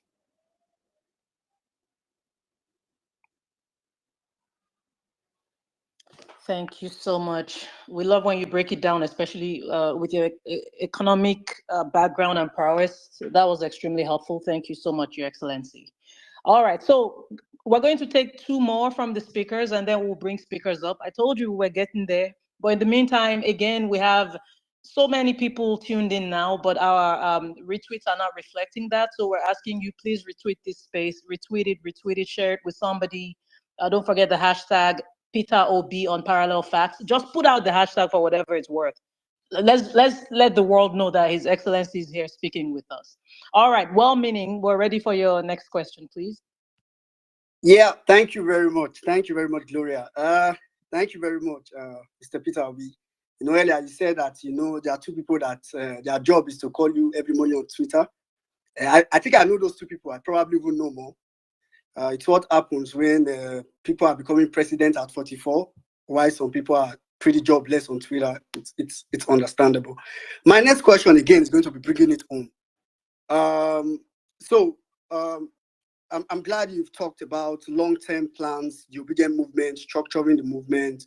You've also talked about, having to try to change Labour Party, and you will use a biblical reference. So pretty much my next question is, in the immediate short term, if you have like some specific things that you would want, because we want, some form of direction immediate that you would want the obedient to do. Take, for example, you have been touring the country, especially in the north, drilling boreholes, for example.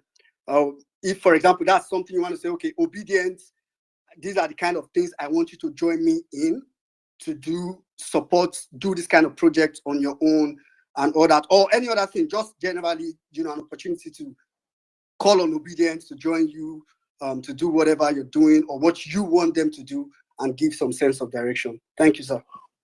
Well, like I said before, first that we need to organize ourselves. I wouldn't want them to commit them on saying, even come and do this or raise money and do this, because quite frankly, there's a lot of learning and the experience we had with our last outing.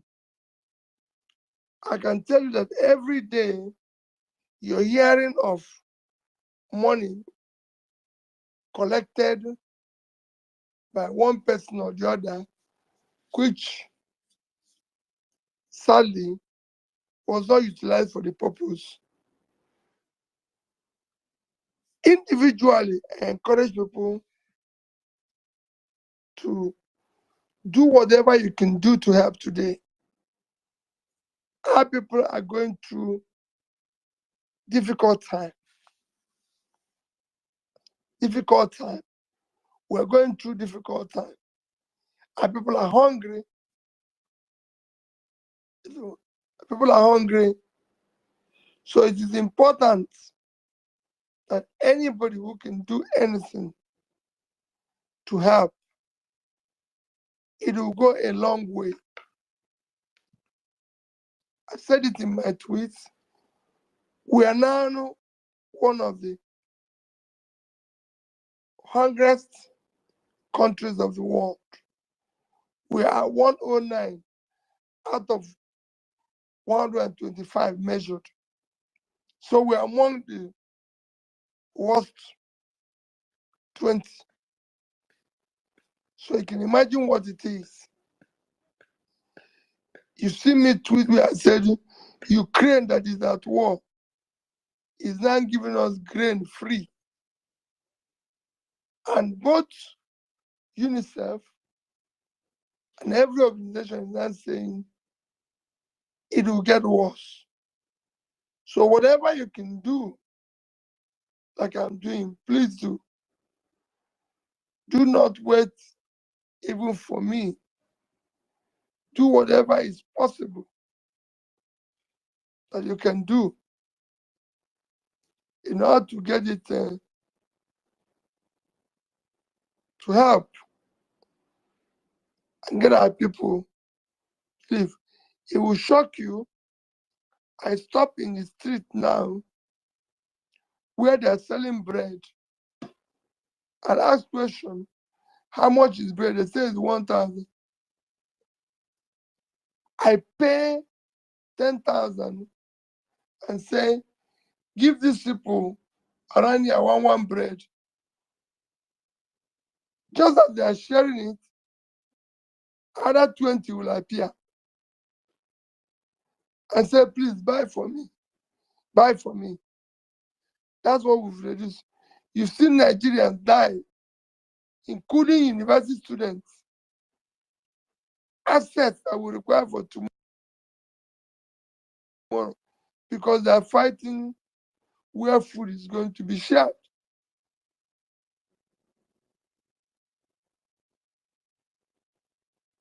So whatever you can do to help individually, do. Collectively, When we organize ourselves,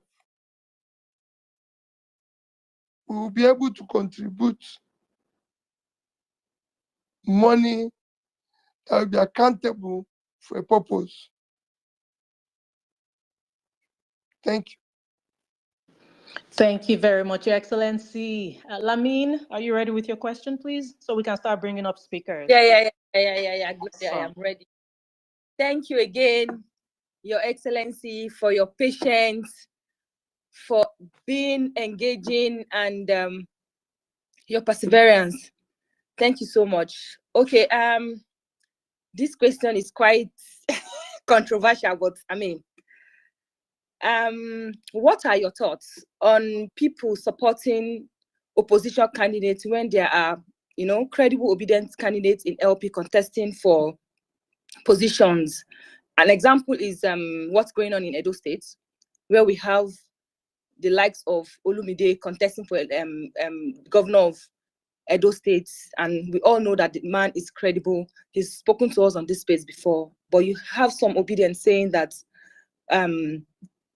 they can support PDP and they can support APC if they choose to.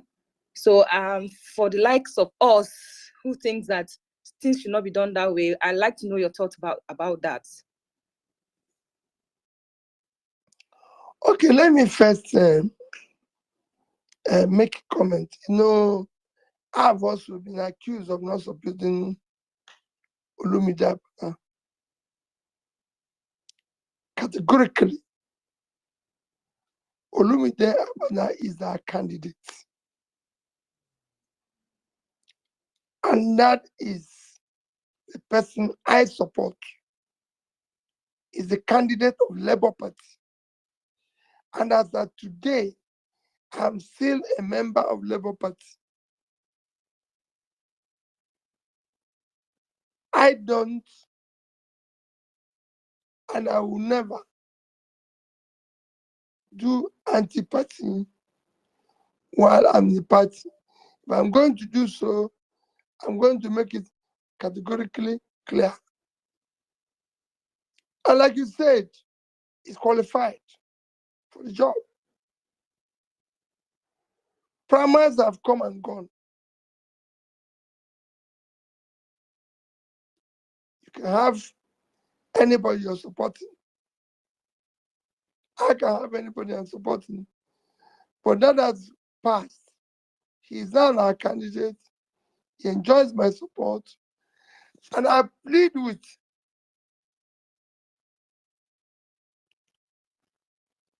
our own people to do the same. Like I mentioned before, that not all obedience are Labour Party members. Labour Party, we must support him. Those who believe in what we're doing, I urge them to support him. And in the coming days, we will campaign. So it's not same. It's not when people say they can support anybody they like. Well, I want them to give us convincing reason why they're doing what they're doing.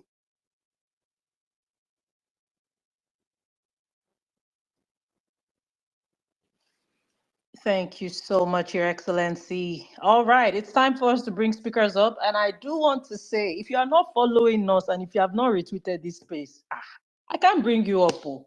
Okay, I'm kidding. But please, okay, now I'm begging you, I'm on my knees. Please Retweet don't, this space. don't kid, it's serious, please. Huh? Okay. Sure, you've heard now. Retweet this space. Please ensure that you are retweeting. Ensure that you are following this platform, Parallel Facts, and boom, you could just get a ticket to speak with His Excellency. So we're going to start bringing speakers up. I, usually don't respond to silly comments or whatever, but if you're having a problem with the number of people, you wait till this space finishes And you see how last time we kept, it keeps going. So guys, please keep retweeting. It's a lot of people on here now, and it's going to be way more people that will still come and listen. We appreciate you. Even after the space ends, keep retweeting. And even with all the challenges we face technically today, we've still, by the grace of God, been able to bring in huge numbers. And we will keep going. We will keep going regardless of what happens. We're all determined to fight for a new Nigeria. All right, so Dam, are you ready with to bring speakers up? Yeah, I think we're bringing. There's some speakers already up here. I think you can take the ones already up. Okay. Oh, Mr. Peter is up. Let's bring him back up. Okay. Let me.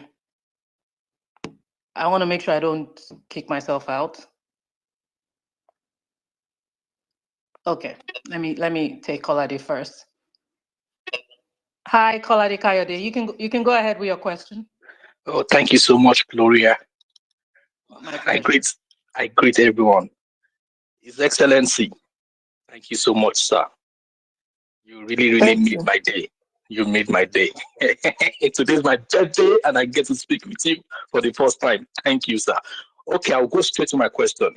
I'm asking this just for clarity's sake, so that because it's something on so many people's mind, and we don't want to just keep assuming or just like talking on your behalf or thinking on your behalf, sir. If God preserve your life, if God give you the resources, and if God uphold you till 2027, and if we demand, would you yield to our demand for contesting for another election in Nigeria? Thank you. Well, thank you. Well, when that comes, for me, what we're doing now is to insist and try to see that things change, even when we're not in office. Like I keep saying, I'm not desperate to be president of Nigeria. I'm desperate to see Nigeria work. And it's not working today. We can't have a country that cannot improve generation and distribution of power from 4,000 to 6,000 or 10,000 in 20 years. You can't have a country that cannot say we're going to provide. Now we know that 185 million people have pipe-on water and cannot promise that they will be removing 3 million every year. You can't have a country where they say 100 and something million people live below poverty line, and you have no clarity on the number you're going to pull out that is verifiable and everybody can see and believe. So these are things that we want to change. If it's happening, yes, I won't bother. But if it's not happening, we'll continue to be involved. That's all I would say.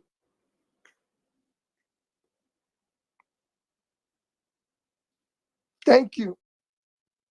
Thank you very much, Your Excellency. We appreciate you. We'll take another speaker now. Jimmy, please go ahead. Oh, okay. That was quick. Good day, Your Excellency. Nice to have this conversation with you again. My question is quite straightforward. Just on behalf of a lot of obedient, I just want to ask this way: what is the benefit? Okay, let me put it this way: what benefit is Abia State to you currently, and what benefit will having more LP state be to your desperation to see Nigeria work? I tapped that out since yesterday. Well, I'm sure you've seen it. If the people of Abia are saying Dr. Oti is doing well, What end again do you want in government? I'm not looking for anything in government. Electoting, apart from going to Abia, and maybe it gives me a bottle of water. I don't do any contract. I don't benefit from anything. In fact, there's a time somebody said, they said when maybe it's the Lexoti that is supporting or funding me. Some say, oh, it's a bank. Somebody said, I said to them, I said, Lexoti have never, I can't remember going to Abia, and Lexoti gave me 1 million naira. They turn and say, oh, maybe I own Fidelity Bank, and they do this, and I laugh. Fidelity Bank have 550, about 540 something thousand shareholders. And so are so many other institutions. So, and I can't remember them again giving me, let me not say they have not giving me 1 million because they might have paid me dividend that's above one, but giving me other than what I will earn as dividend, say 1 million naira for anything. No. It is people like you who will call me and say, Peter, you're doing this stuff not. Can this my 5 million do anything for you? I say, yes. If I have 5 million now, I can provide water. Like if someone of the place that went to Sokoto to put water, it was actually Faculty of Agriculture that need borehole in one of their facilities. And I was shocked when they said, this is the first time any individual other than government is helping them with any project. So that's basically. Sorry, sir. I think you So misunderstood. I'm coming. That's Okay, basically what Abia is doing. So if you have more Abias where citizens are happy, cumulatively, you have a Nigeria where citizens are okay. We need to replicate the feeling governance is about the people. When the people are happy with governance, then you celebrate it. So if people are happy with, say, governor, we want the people in other areas, Edo, Ondo, Bayelsa, anywhere, to feel the same way. There's no, the only difference that is between, say, the Western world, for the people say Western America and Nigeria, is, I'm not comparing these two because they're incomparable.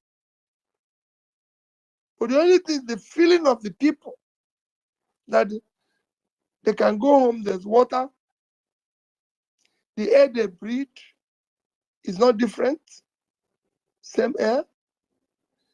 They have no data, they can go home and switch on their lights. They have access to transport system. They can get a job and be paid. But living in the West is as tough as living in Nigeria. But added to that, is that even with the tough environment, you don't have a feeling of things are working. So Electroti, if we have Abia working in different places cumulatively, Nigeria will be working. If we replicate the same thing at the center, it's a win-win. Nigerians will be happy.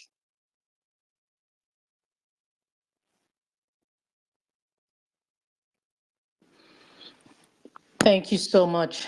Thank you very much, Pio, for that response. Mr. Stephen, please go ahead. Your Excellency, thank you very much. My name is Stephen Osemiki. Very delighted to be in the space, and thank you to the Parallel Fast team.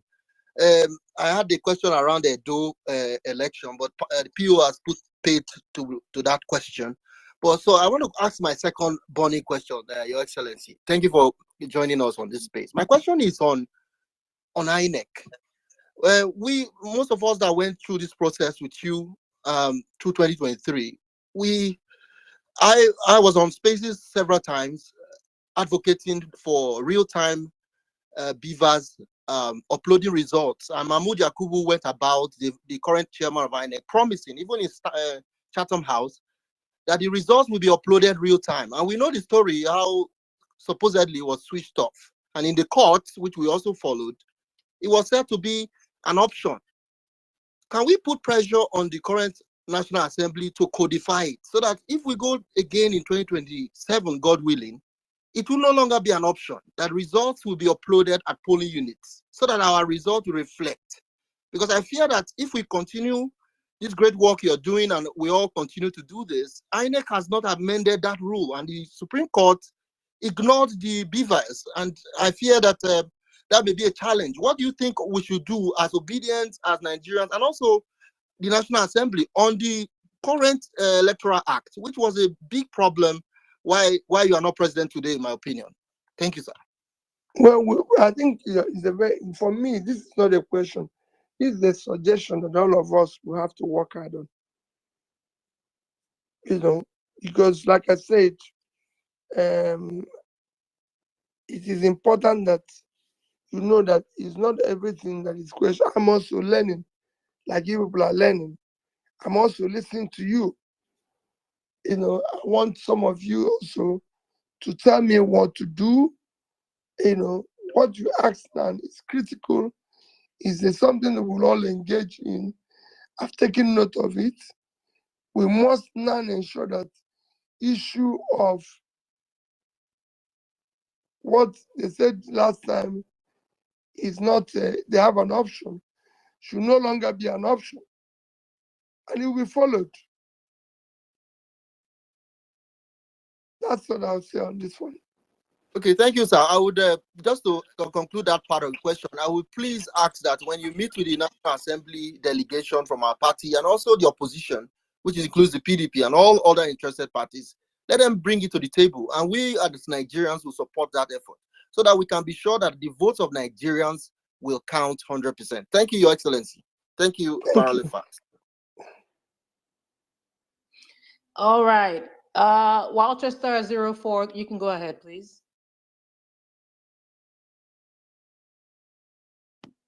Walchester 04, can you hear me? Okay, go ahead, please. Okay, still not hearing you. At PDOM, Nigeria, are you ready? Yeah, I'm ready. Please Good go evening. ahead. Good evening. Yeah, good evening, Your Excellency. Good evening, everyone on the platform. Yeah, so my questions are very critical ones tonight. It goes this way. On the 15th of February, I posted a document, a secret document, where this government approved 24 billion for Hajj subsidy. The government came out to deny via the National Hajj.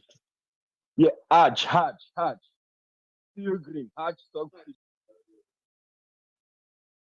Okay. Yeah, I posted a document with Tinubu's signature where the government approved 24 billion naira to subsidize for Hajj. The National Hajj Commission came out to deny. I posted a document where the chairman of Hajj received the money via Senator Shetima's office. Nigerians did not react. Nothing happened.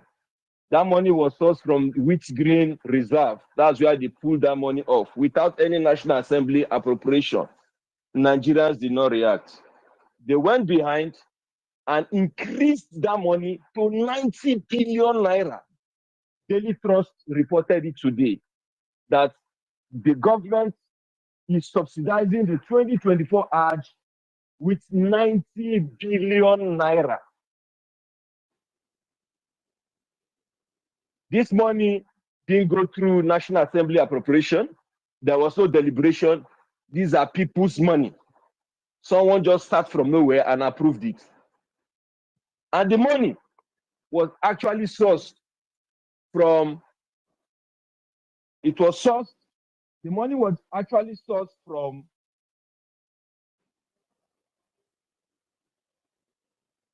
can you hear me?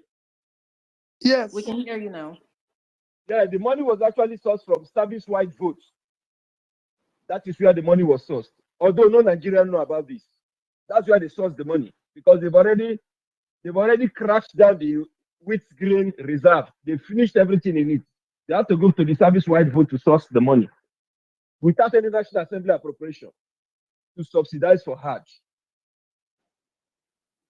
I'm waiting for the government to deny. If they deny today, tomorrow I will post the document with Tinubu's signature where I approve the money to be given via the Minister of Finance's office. I will post the document. Now, the question I want to ask you, sir. In 2027, God willing, by the time you take office as the president of this country, will you prioritize pilgrimage as against student loan? 5 billion for student loan. This government is dragging his foot to approve it. But they are using 90 billion for people's personal religion to subsidize for religion. Will you prioritize such acts if you become president in 2027? Okay, thank you. Thank you. The president, will you allow, will you use your office to approve such money without National Assembly, National Assembly appropriation? Okay, thank you in very such much. Situation that we are in right now, what should Nigerians do? What should Nigerians do for the government to stop this rubbish they are doing? No, I've listened to you. My own take, which I want to follow up immediately. Let me be honest with you. I'll prioritize number one, education. Because we must put the people out of poverty. And it starts with education of the people. We pull the 20 million young people that are today out of school. We make sure we put the resources for them to go back to school. I'll prioritize health because we have people dying today because of no health facility. We have overtaken India in infant mortality. Mothers and children are dying, and it's worse in the north because of non-availability of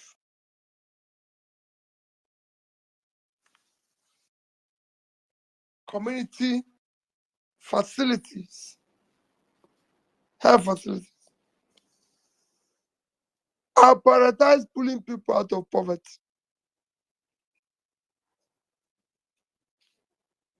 This is where we require to put in our resources.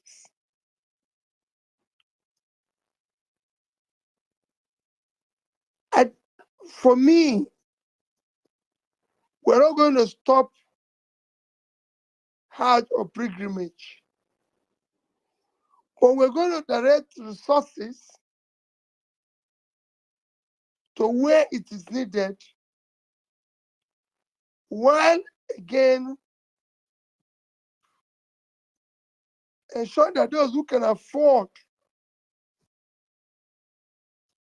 go on pilgrimage, if they desire and remain prayerful, that is the way I will go. I don't know how much government is spending on issue of Hajj or pilgrimage, but I've told you areas where I prioritize. I will not put 5 billion in education and put 100, which is about which is what you're saying, 90 in Hajj. Because what you have not said now is that 5% of scholarship for university education is what we're using for this. I'll follow it up. Thank you. Thank you very much, Your Excellency, for answering that. Emeka ABK21, are you ready? Can you hear me? Yes, I can hear you. Fantastic. Please go ahead. Well, and to everybody, please let's try to stick to one question. Thank you. Your Excellency, thank you so much. It's been an enlightening session. We know you're very passionate, in the fight against poverty, how we can eradicate poverty in Nigeria, using the massive agro value chain that we have in Nigeria, which can give us nothing less than $100 billion if we have committed leadership across the 3 tiers of government. We cannot wait till 2027 because from the direction we are seeing today, if we do not take alternative private sector-led arrangement, more Nigerians will enter poverty. I am asking Mr. President, if it will not be good, you have a platform, you have loyal obedience across the world, tens of millions of honest and committed Nigerians who are committed to the visions that you embody. For you to set up what we call PO alternative actions to eradication of poverty, where we can drive up collective funding and do critical private sector intervention to set up agro clusters across Nigeria under the obedient movement, create jobs for Nigerians, provide direction so that when they see what we are doing from the private sector, they will be forced to take action from the government sector. I think that should be a good direction, sir. PO actions, active actions for eradication of poverty, private sector-led interventions on key critical agro clusters in Nigeria. The obedience will support it and we will see the impact in Nigeria. Thank you, sir. Well, what is suggested now is very good and can work in any other normal country, but not Nigeria. If just doing Twitter space is being attacked, imagine what they will do when you start with obedient agriculture to show them an example of what you can do. People have been given jobs, nominated for appointments, and somebody writes that they think they voted for Peter Obi. They cancel the appointments.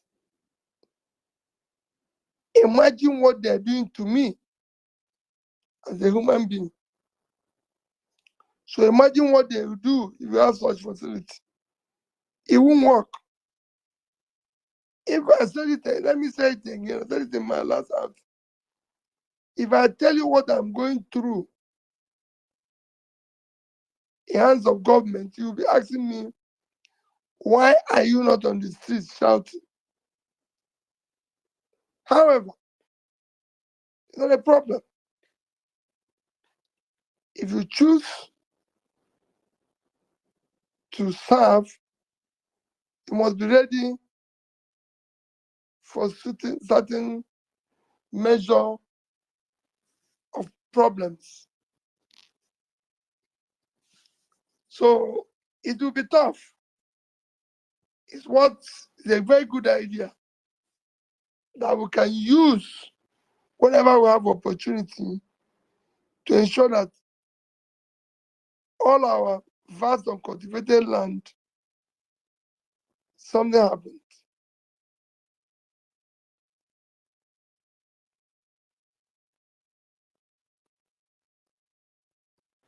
Thank you. Thank you, sir.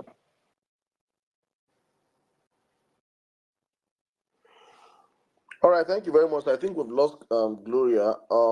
Thank you for the questions, Mr. Emeka. Okay, let's go real quick, please. Guys, please. I can see if you're up here and you want to ask a question, you could indicate by raising up your hands. It will make it more swift, so not that you want to speak. And if you have requested for the mic, we have hundreds of requests here. We're trying to see how we sieve ourselves and bring everybody as much as possible, as long as His Excellency is still with us. So please bear with us if you have not gotten the mic. We're going to bring as much as possible people up here to ask him questions. Please bear with us in mind. And your questions, just one question, straight to the point, and consider that other people are waiting to ask. And also, please follow us and help retweet the space. Okay, I'll come to you, Mr. Dr. Bankole. Please, your question in 1 minute. Thank you, sir. Okay, thank you. Thank you, Your Excellency, for being here today.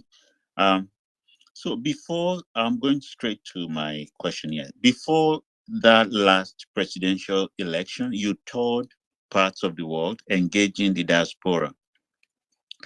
And one thing that always comes up when we receive politicians from Nigeria is we talk about the issue of diaspora voting. Subsequent assembly, they've always sidetracked this issue. Even when there was strong lobbying, they just always push this diaspora voting issue to the side. Considering the amount of support that you, Your Excellency, have in the diaspora, I would just say I believe there is a strong support base for you and the Labour Party at the moment in diaspora.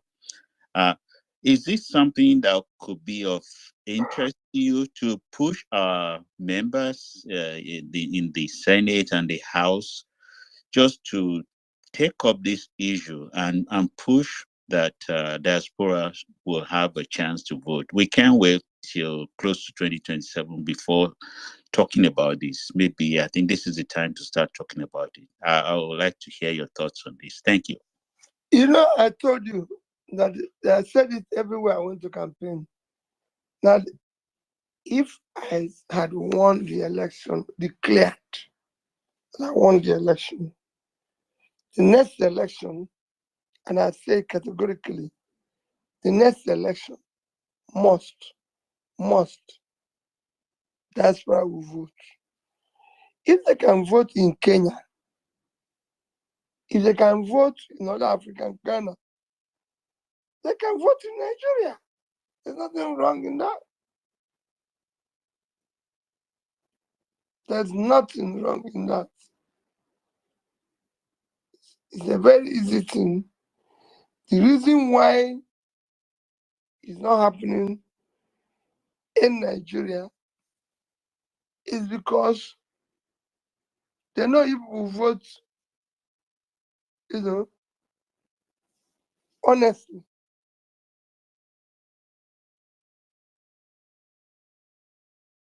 And that's why it's not happening. There's no reason why today, in today's world, Nigerians in diaspora cannot vote. Besides, it's critical. You now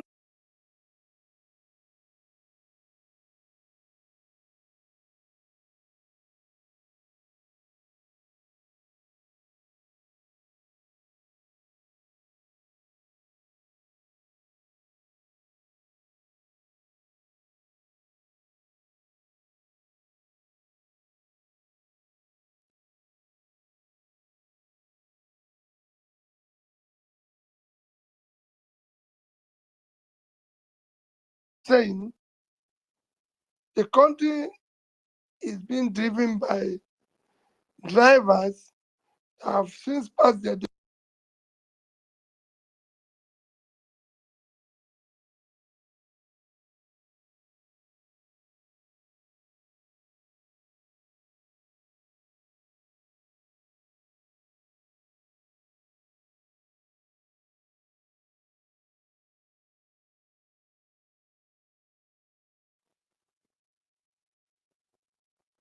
Thank you very much. Honestly speaking, this space is under massive attack. I don't even know how.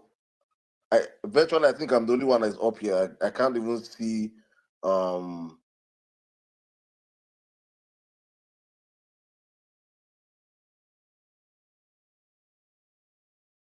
so young Pyro, you have this. You have the space, please, in a minute, please.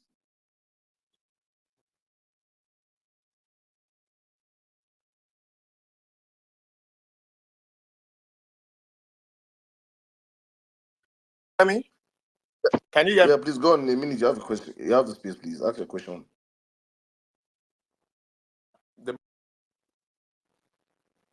Yeah, hello. Hello. Please ask your question, please. We can hear you. Hello.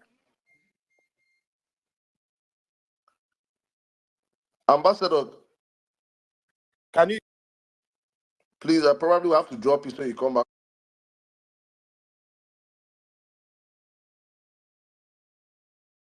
Please ask your question, please.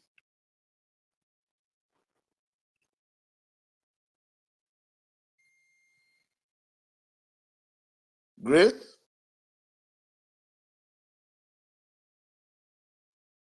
Am I the only one?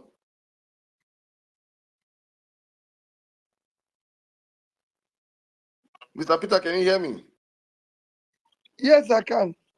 There's something wrong with the space. Can Gloria, you hear me, sir? yeah, please ask your question, Yes, I please. can. Good evening, my president, His Excellency.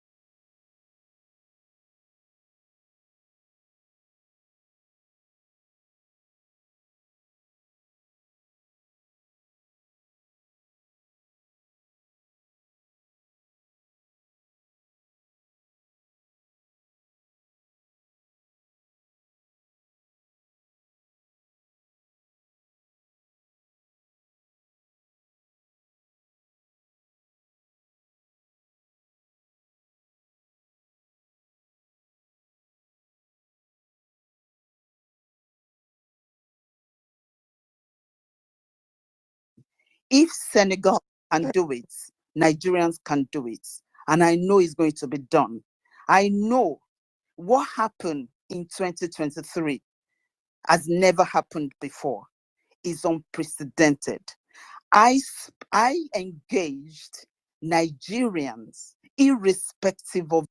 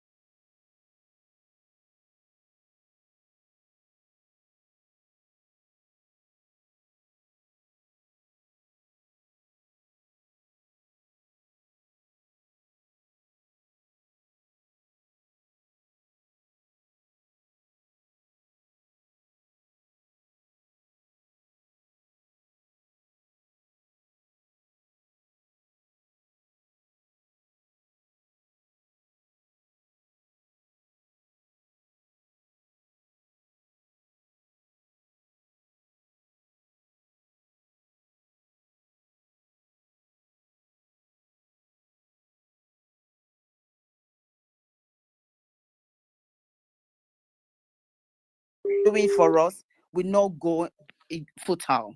Will not. Thank you, ma. Thank you, ma. Let us know how to bring ourselves together.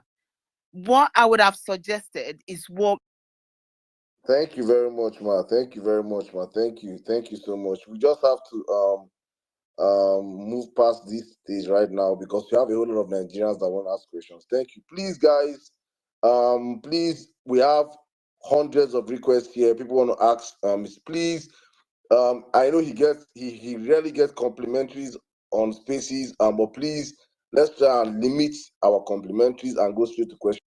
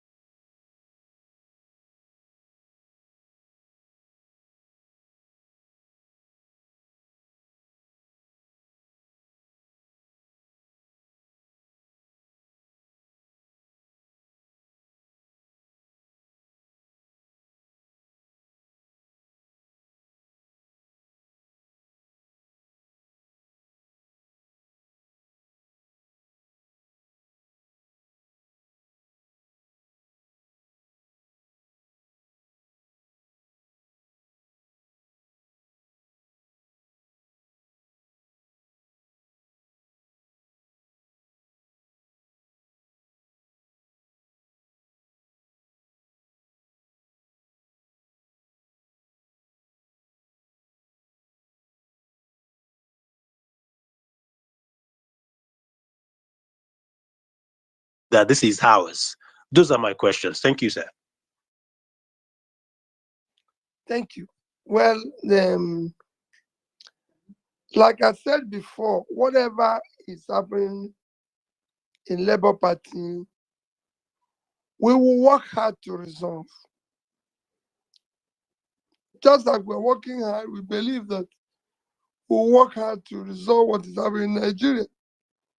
Wherever we find ourselves now, we'll try and resolve as a family. And whatever we're going to do going forward will be all of us coming together. It won't be me deciding. For the obedience we have agreed, we are going to deal with that issue together as a family. We're going to, people will see what we're going to do in order to hold all of us together and continue with what we are preaching. Because it's important. Some of what you're seeing now is people trying to make sure that, again, we don't continue remaining together. But I assure you, we will continue to remain together, continue to work hard for a new Nigeria that is possible. Thank you very much, Your Excellency. And thank you, everybody. We're still bringing speakers up. We appreciate you. It's such a massive turnout. We want this to keep reflecting in our retweets. And please, again, if you're not following us or if you have not retweeted this space, we may not be able to bring you up for to ask PO a question. Sorry. But yeah, we're going to take another speaker now. At _nonconformist1, are you ready? Yes, I am. Good evening, Your Excellency. Good evening, everybody on this space. Sir, my question is actually quite direct. And, a lot of us have been upset about a lot of things. And one of those things is that we hear that Julius Abure, the party chairman, is literally fighting you in the party and a couple of other people who are opposed to this convention, please, sir, we need a direction because most of us are contemplating joining the party. Many of us are looking at galvanizing people, to join also. Sir, do you think it is still a very wise venture for us to do this, or should we just hold on and let the whole audit go on and everything, and then see how we move from there, sir? No, come again because I lost you in the Okay, question. can you hear me now, sir? Yes, I'm Okay, hearing sir. you. So Yeah, go there ahead. have been conversations around the fact that the chairman of the Labour Party, Julius Abure, doesn't listen to you. He has a couple of issues he doesn't agree with you on. So it looks like he may not take advice, maybe not directives. So we're looking at joining the party massively. But then with all this kind of infighting, we are having double, we're thinking twice about doing this to know if this is where we will be, because we don't want to join the party and then he pushes you out, quote and unquote, and then, we now have to start scampering again and all that. So we want to know, sir, what is the direction about this going forward? Thank you, sir. Well, like I said before, the direction going forward is that we're here. We're here and we'll do everything to work with them. We'll do whatever is possible because we're there and we'll do whatever is possible. We will ensure that they listen to us. It's not just me, the obedient. If in the end they don't listen to us, well, as we go along, we'll see what is happening. All I can tell people is that they remain focused on building a new Nigeria. And I'm sure with what we have achieved, going forward will be much, much easier. And it will not be stopped by anybody agreeing or disagreeing with me or disagreeing with the obedience. We're going to work with everybody. We're going to preach everybody. There's issues today in the party and outside the party. We're going to talk. There's also some of our people who are preoccupied too much with party position. And we want the party to work. It's not that it's necessary we work unless we occupy it. No, we want the party to work. We have a purpose. Let's go for our goal. Let our eyes be on the ball and pursue what we set out to do. And that is to change the country called Nigeria. We should not lose that fact and then go into minor issues that will distract us. Thank you very much, Your Excellency. Guys, this space is also open to women. We also want to hear from our women. Omas Therapy, I'll take you in just a second. Also, please remember, it's not just for supporters of Peter Obi. We actually do want to hear your feedback. As long as you keep it constructive, whatever question you have, just keep it respectful. We'll be more than happy to hear from everybody. Omas Therapy, please go ahead, ma'am. Thank you, Gloria. Good evening, His Excellency, my president, the people's president. This is my birthday yet. So my question is, I think there are a lot of things that is wrong with our constitution. When you become the president, can we re-amend the constitution? And how can we bring back the rule of law to our country, please? First, our constitution was the constitution that was handed over to us. It is important that we do a constitution that will have a constitution by the people. A lot, so when we do that, after that, after doing that, as a rule of law, the first person that should show a sign is rule of law, believe in it, live by it, is the president. I can tell you most of all these things you're seeing here, if the president focus on doing the right thing, you'll be shocked. It's important. And that, rest assured, I will do. Thank you. Thank you very much, Your Excellency. All right. I'm trying to see which order we came in. Please bear with me if I skip the order. At Chidiliti. Yeah, Are you ready? I'm ready. You're giving me a tongue twister with your name, but go ahead. Good evening. My Excellency, good evening, sir. My name is Chidi. Sir, my question is reference to Abia State. We can see the residents of Abia State or citizens of Abia State have actually been giving their votes to PDP for 24 good years, and for backwardness, and they've been rewarding this party for failure for 24 years until Alex Otti came on board. Now they are benefiting from good governance because of your message. Sir, you have tested leadership despite the difficulties in Anambra State, and you were able to defeat the obstacles.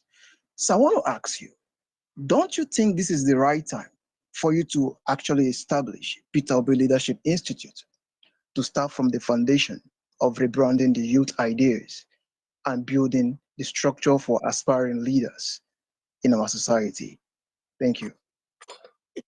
I said this is what we are doing with the obedient groups, with the obedient structure, which we want to now formalize to start in different areas, not just having institute in one place, different areas, educating people on the need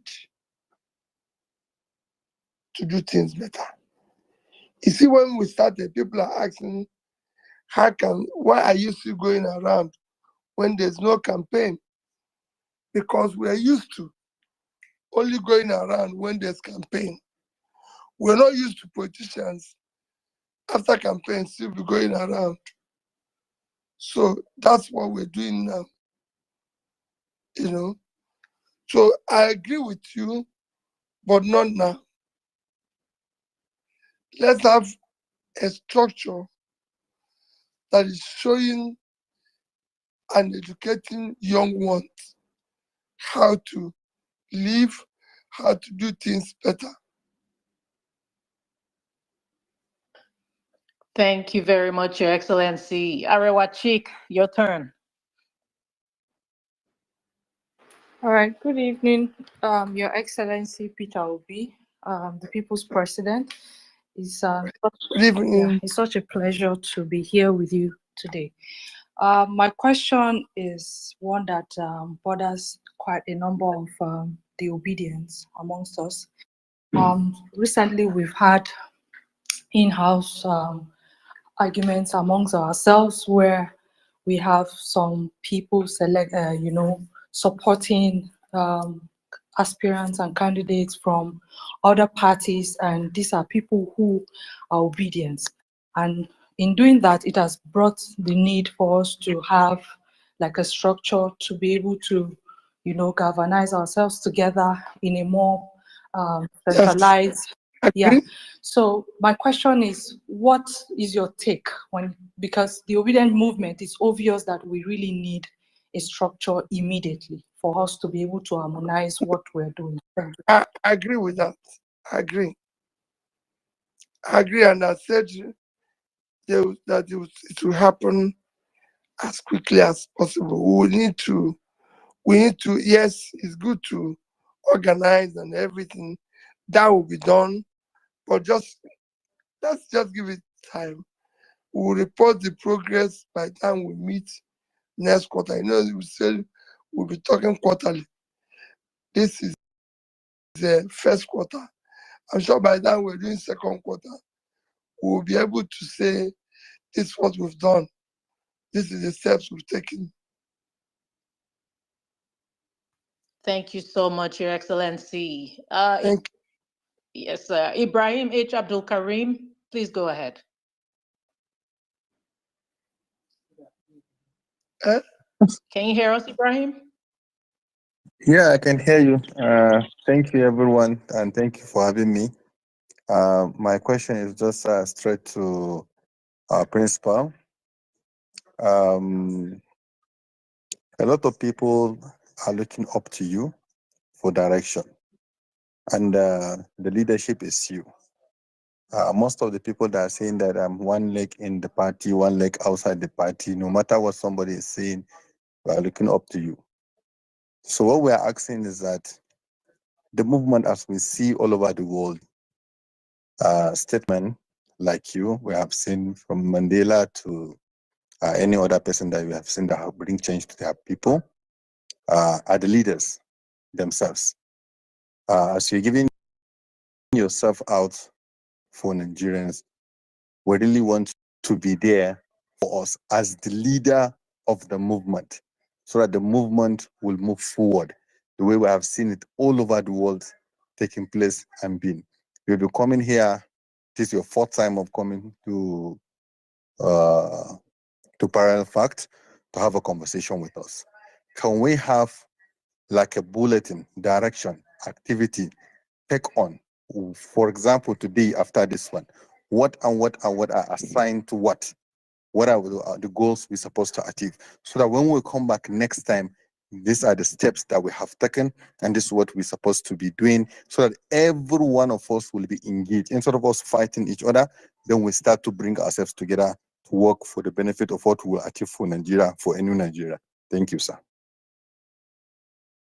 Well, thank you for that suggestion.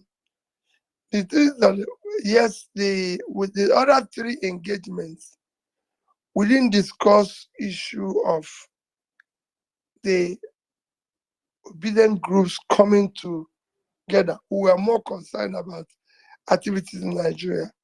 So when we are starting today, when we talked about the obedience initially, somebody asked this as the question. I said, yes, we are now going to start talking about coming together, and that by the end of the next quarter, we will say this is our progress. Maybe we've had 1 or 2 meetings, and this is the direction we think we're going to go. Thank you so much, Your Excellency. Johnson Agiriga, you have the mic.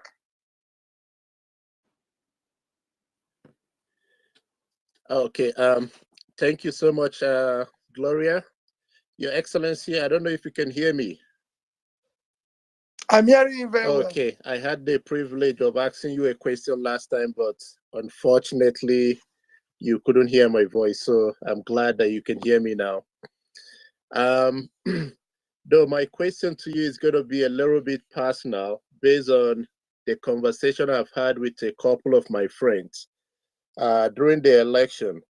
A lot of them have actually given up hope on Nigeria. So they said that last year election was actually their last hope for Nigeria. Please, please, I'm begging them. Yeah, so I don't know, like, what kind of advice, even on my part, we're trying to like see if we can host like a space group. We're trying to like galvanize Nigerians together. So we have like a group we call Terms, but they, from my observation, a lot of people, it's like their hope with what we experienced last year, they've actually kind of given up hope. So I'm just want to know from you, what kind of advice maybe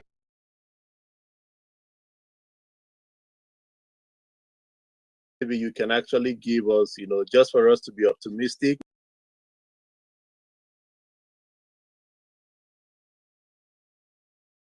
that new Nigeria is actually possible. Let us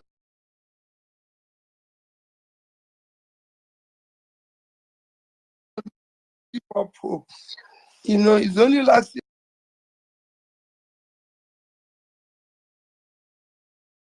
year that we did that attempt. Change is not easy.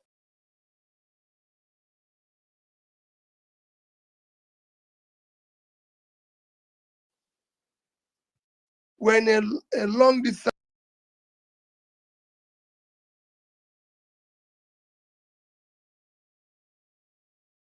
race, please, they shouldn't give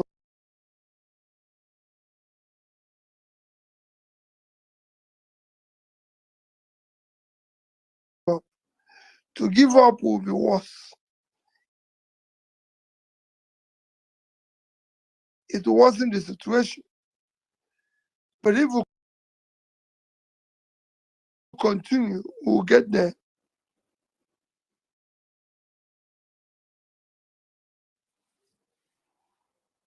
They should please come together. Let's continue to push.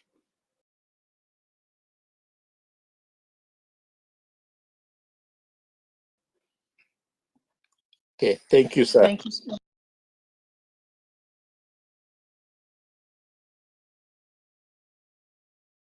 And thank you, Glory. Thank you, Palare Fact, for this opportunity.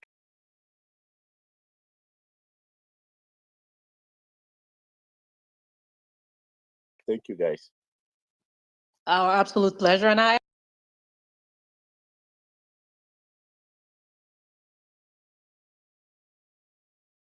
am glad I did identify you, and I said, oh boy, I hope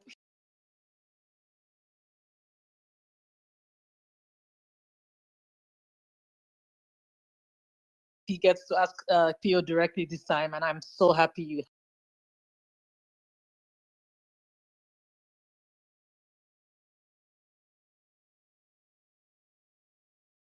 had that opportunity. Nello, are you ready for?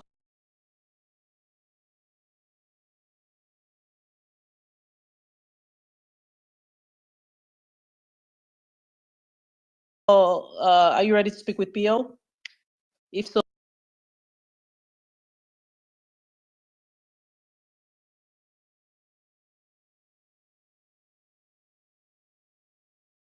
please go right ahead. All right. Can you hear me? Yes, we can hear you. Good evening, Your Excellency. I'm happy Good evening. to be here today speaking with you. Okay. My question, from the last election, we saw, during the presidential election, we saw what happened, and we were able to win a lot of senatorial and House of Rep seats, before they shut down the server for the other one. And then some things happened, looking at River State, there was the River State incident. And then we saw going towards the governorship election that it's like a lot of these people learned from what happened in River State. So we had a situation whereby there was no election, where, it was basically, and also learning from, there was no election. They were writing these results for themselves. Then there's a Supreme Court, ruling that sort of emboldened, this whole lawlessness. Because to be very honest, a lot when we were canvassing for, the last election, we were very emphatic on the beavers and the fact that results would be uploaded at the polling units. It was one of the major reasons why we had people come out to go get their PVCs. We convinced people that, come out, stay there, make sure that your votes are counted, make sure that, it's uploaded. But with the ruling of the Supreme Court, I think that for us, it's going to be difficult, say 2027, to convince people to come out to vote, because if they take these results to the ward, they move them from the polling unit to the ward, and they write in whatever they want to write. They ask you to go to court. They ask you to provide, to come and prove that you won the election, which we all know that it's a bit difficult. So my question is, what are we doing about, ensuring that there's going to be electoral reforms, ensuring that, those results are uploaded at the polling units? Now we on our own part, we can come out and make sure that, and be there, make sure that our votes are counted, make sure that it's uploaded right there and there in our presence. If it's not done at the polling unit and they move it to the ward, that is cancelled. This I think that we need to We, really we, we, champion we will this. deal. You see, that's why I said these are things we need to champion for tomorrow, and we will do whatever is possible. Now we have time to deal with it. It won't be easy going forward for them to do it again. Okay, so I will take your They word will for think it they that can do it. we'll take your word that we are They can looking do it. up to you for direction on how to go about it. Thank you. Thank you. Thank you so much, Nello. I love the confidence with which you speak, PO, and this is the sort of energy we need, honestly, for us to just keep moving forward. All right, we'll take another speaker now. Again, guys, don't forget to retweet the space. The hashtag is Peter Obi on Parallel Facts. That hashtag again is Peter Obi on Parallel Facts. We appreciate you all so much. At Energize Ben, you have the mic. Go ahead, please. Okay. Good evening, everyone. Good evening, my leader, His Excellency, Mr. Peter Obi. It is a pleasure to have this opportunity to speak with you for the very first time. I must commend you for all that you have been doing towards a new Nigeria and always lending your voice to the scheme of things, even as an opposition. We are blessed with your leadership, which knows and always gives us hope that a new Nigeria is possible. Sir, as regards to my question, I only have one question for you. The issue. Hello? Yes, sir. Are you hearing me, sir? Hello? Can you hear Energize? Can you hear him, sir? I didn't hear. Oh, okay. Hello? Should I proceed? Yeah, please proceed. Okay, Sorry. I'll just my question is as transfer. regards to the issue of state policy. You know, the state policing issue has been at the front of national.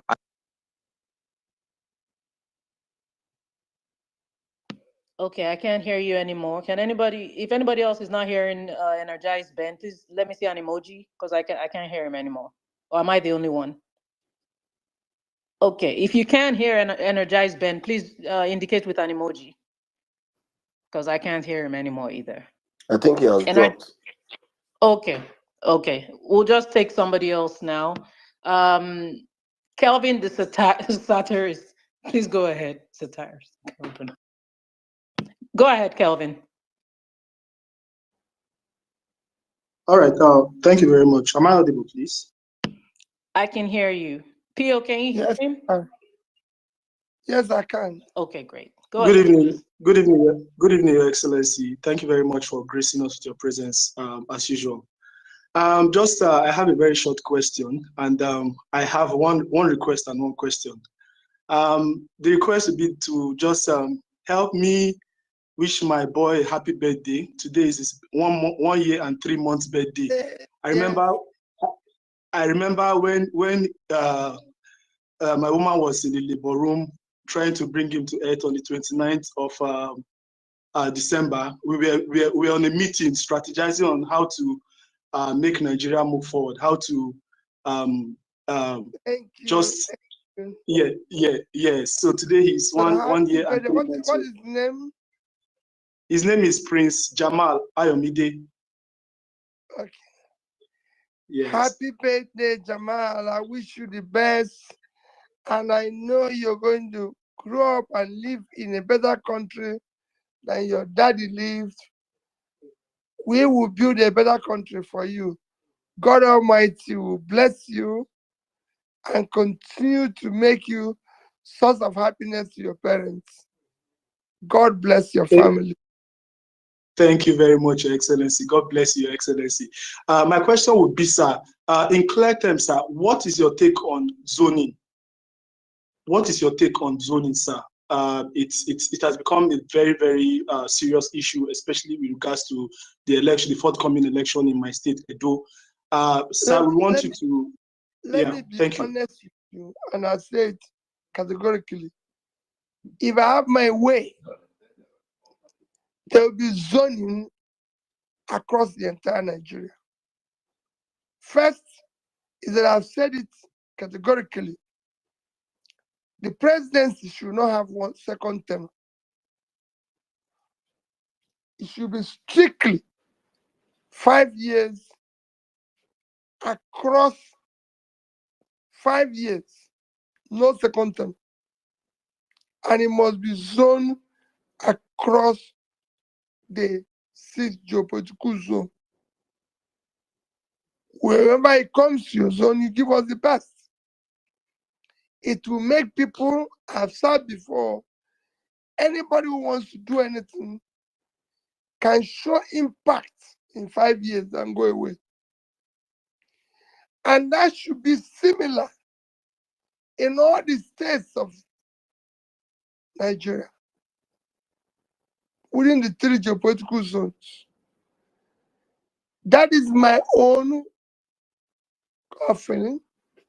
That's my own listen. And I stand on it. What has happened in most of these states, because of no organized situation, you find out that people now bring candidates, good candidates, from different zones. Well, if we have restricted it and say it must be zoned, it will be easier. It will be better to be more organized. And that is critical. Right now, everybody focus on performance, but within that performance, or people who have competence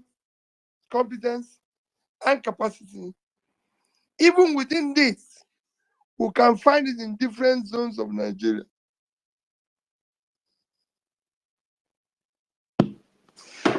Thank you. Thank you very much, Your Excellency. Let's take a lady now. I believe we have a lady. Odinaka Olisa. Can you hear me? Yes, I can. Hello, good evening, everyone. Good Good evening. Go evening, ahead, His please. Excellency. Can you hear me? Yes, I can. Okay, sir. So first of all, I'm so excited to get the opportunity to speak with you. I've been wanting to do this for about 10 years now, and I'm super excited. So guys, permit me to fawn over him very briefly. Sir, the first time I heard about you was, I think, 2008, 2009. That was after you had just given the buses to the schools in Anambra. One of our neighbors, I remember when he drove home and he came to discuss with my parents, and I overheard that conversation. Fast forward to 2012, I was a teenager and I was an usher at the Southeast Economic Summit at Nikelik. I don't know if you remember, I believe you remember, because you were one of the only governors to actually come. I remember thinking, I was the only governor yes, who was exactly. Exactly, you were the only governor there. And I remember thinking, as young as I was, that even the host governor did not come. And that left a huge impact in me and raised my expectations of you. And I've followed you ever since then. And I really want to thank you for not letting me down. You rekindled my hope in Nigerian polity. And honestly, it's amazing. So thank you so much for everything that you stand for and that you've come to make me believe in. I had to, during the last election, I spent money. I flew back to Asaba so that I could vote, and I counted. And anyway, no need for all those things. So just thank you. My question, they've asked, people have asked my question and you've answered, but I'm a bit particular still about the situation of Labour Party. I understand that it's very important for us to have party governors and legislators because they will help. Especially, we know you won the election. It's been on my profile since last year, and one of the reasons a lot of the nonsense that happened was because we didn't have people. For example, things that happened in River State and all that. So, sir, with everything that's going on and the instability in Labour Party, how do we proceed? I mean, we understand it's character, competence, not just about party, but it's also important that we have people who are our own there. So how should we proceed from there? No, I agree entirely with you. That's why I said whatever you see, we're going to discuss and resolve. You know, there's issues now between Labour Party, NLC, this, that, us, everybody. It's something I believe in leadership. You know, whatever they're doing, we're going to resolve. Even the Labour Party said, even with all the things they said, let's say, mention that I'm the leader of the party. So in that direction, we're going to sit down with all concerned and find how everybody can be accommodated, how things can be sorted out. It is not just a one-way traffic. We must sit down and talk. We must sit down and resolve issues. Nothing is cast in stone. Nothing has seen its finality. People still have to contribute one way or the other. People still have to be part of what is happening. That's the way I see it. Thank you so much, Your Excellency, and thank you, Odinaka, for that very brilliant question. And to everybody, sadly, we have to end the space. Every good thing must come to an end. So we are not able to take more speakers, and we really did want to start. We wanted to take some comments or some questions from the comment section, but unfortunately, we have to wrap up now. We're so sorry about that. But we do appreciate you. Please keep retweeting keep retweeting the space. Keep putting out the hashtag Peter Obi on Parallel Facts. We've had yet another wonderful session, regardless of any hiccup. This was so powerful, and what a great turnout. We thank you all so much. Sir Dam, over to you. Okay, well, I'm getting information that I can allow those who are already up ask their questions. So let's do this very quickly. Please, let's do this very quickly so everybody can get a chance to speak with Pio. Ibrahim, okay, I already asked you, Ibrahim. Chief, Niche Benj. Madam Gloria, Yeah, go ahead. I was ready to swear for you. I'll just call you Chief. Go ahead, Chief. Okay, His Excellency, can you hear me, please? Thank you. Yes, okay, I can. Please. Madam Gloria will not let me and you not talk in Jesus' name. Amen. Amen. First things first, I just want to brag a little bit that we are birthday mates, plenty years apart, but still birthday mates. And I strive within this path to be greater than you in leadership and in every other aspect of life. It's very important. Yes. Extremely So important. I think my question here is about this obedience movement. As you know, by many people that have spoken today, we have been at loggerheads with one another. Some have carried our name, which is the obedience, to campaign for Aswegbe in the name of equity, fairness, and justice. People will carry our obedience name to campaign. One day, I woke up one morning and I was saying obedience for Bola Tinubu. So I just want to know in clear terms, when someone asks me, because these days I'm very confused, what exactly is the principles of an obedient? I don't know if there was a space where you laid out these principles. Maybe I missed that class, but please, I'm asking in clear terms now so that I know where I'm standing when I say I'm an obedient. Yes, sir. In clear terms, going forward, in clear terms, going forward, is to support good governance and what is good. And you as a person living it by doing the right things. When I do my conclusion, it's one of the things that I'm going to plead with people. So that's the thing, clear terms. Good governance, is it limited to a party or is it going across all boards, APC, PDP? Just to round up that. Yes, please. Thank you, Chief. Very good. Very good. I urge people, now we're in a party. We will ensure that that party produces a competent candidate. If they don't, we must tell them there and there. We say no. So far, we've worked with the party where we were also obedient to them. Now, we must be able to sit down and say, this is yes and no. This is not correct way. You know, we joined the party and went for election. So there was no really time to start saying this is right, this is wrong. But now going forward, we must do that.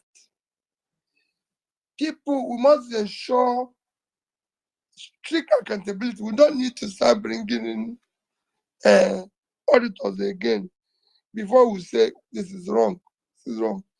No. We will ensure that things happen now the way it should. Thank you, Your Excellency. Oga, go one with or comment. I already died. Yes, I got to You have the mic. Go ahead. Chief Honorable One Peter Obi. Good evening, sir. Hello, sir. Pio, can you hear him? Hello, sir. No, I'm not hearing him. Oh, I need radio. Okay. How do we do this now? Go ahead. Can you hear you. okay? Can you still hear me? His Excellency. Good evening, sir. He can't hear you. Oh. Don't worry, he'll play this recording back, I'm sure. Would you like to ask the question? And I just yeah, I wanted him to give us a word of encouragement for those of us who are obedient in Delta State.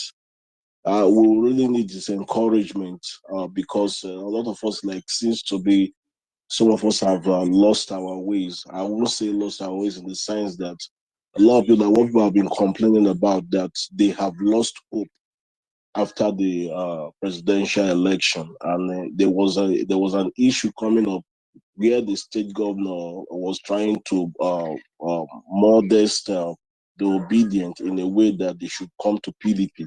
So we really need this encouragement because Delta State as a whole, one moment, as an obedient.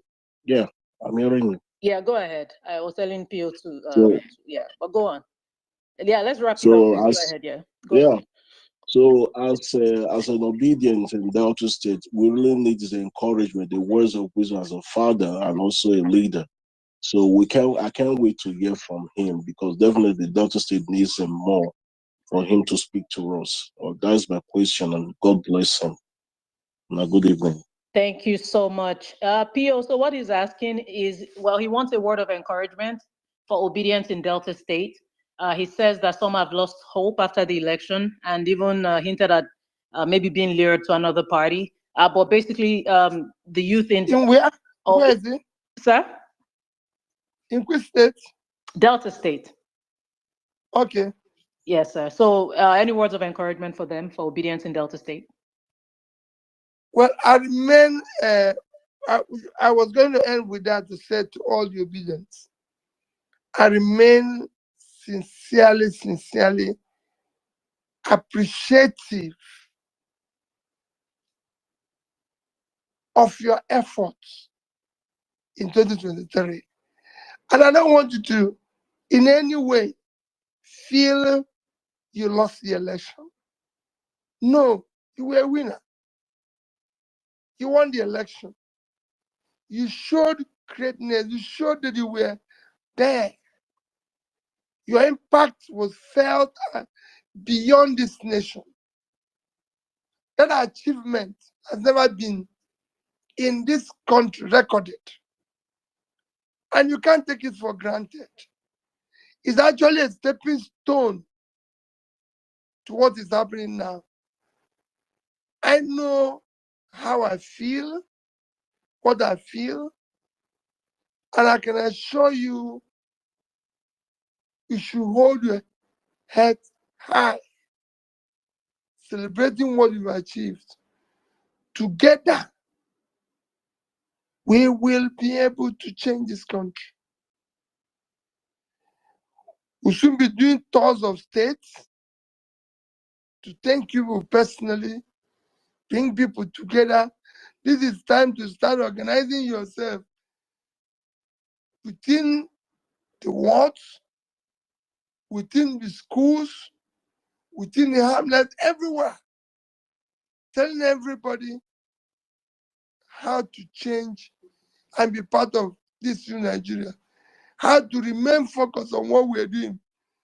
All this is you're doing in Labour Party, in Obedient Group, is all part of to distract us, to make us feel defeated. No, we were the winner, not them. Don't allow them to do that. That's why today they think they can frustrate me into believing in what they're doing. No, we will continue to achieve this new Nigeria that is possible. Go and talk to the younger ones who are coming 18 years to go and collect their voters card. We'll be ready for them. This time, Thank it you. will not be the same. Thank you so much, Your Excellency. We appreciate you immensely. Thank you again for your time. Again, we couldn't take comments, and this was mostly because the questions we saw in the comment section were mostly questions that had already been answered. But we see you. We appreciate each and every one of you for making this a huge success yet again. We thank you. Keep retweeting the space. Hashtag Peter will be on Parallel Facts. The space will be posted, very likely pinned to our profile.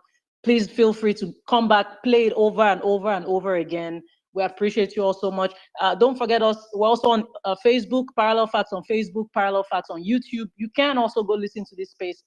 It's on YouTube live as we speak, but that will be available for you to listen to as well. We're on Instagram, The Parallel Facts, THE Parallel Facts. Please go on and show us some support, show us some love. Saddam. All right, thank you very much, Gloria. Mr. Peter Obi, thank you very much. I don't know, I think you've dropped your parting words already for us. No, I haven't. Okay, there's allow you. Let me give you the space so you can now talk to Nigerians. Let me first is to again thank Saddam and you. I thank you and your team for the great work you are doing, and I urge you to continue to do things in this direction. To all the listeners, especially the Obedient Group, let me again reinstate, we have a candidate in Edo, Olu Abata, and that is our candidate. Let me appeal again that we restrain and exercise patience while we go through the process of trying to resolve all these issues within our party.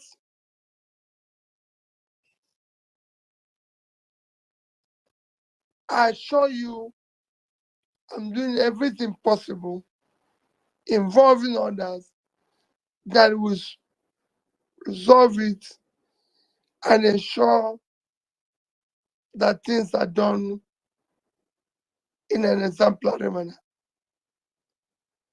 Let me appeal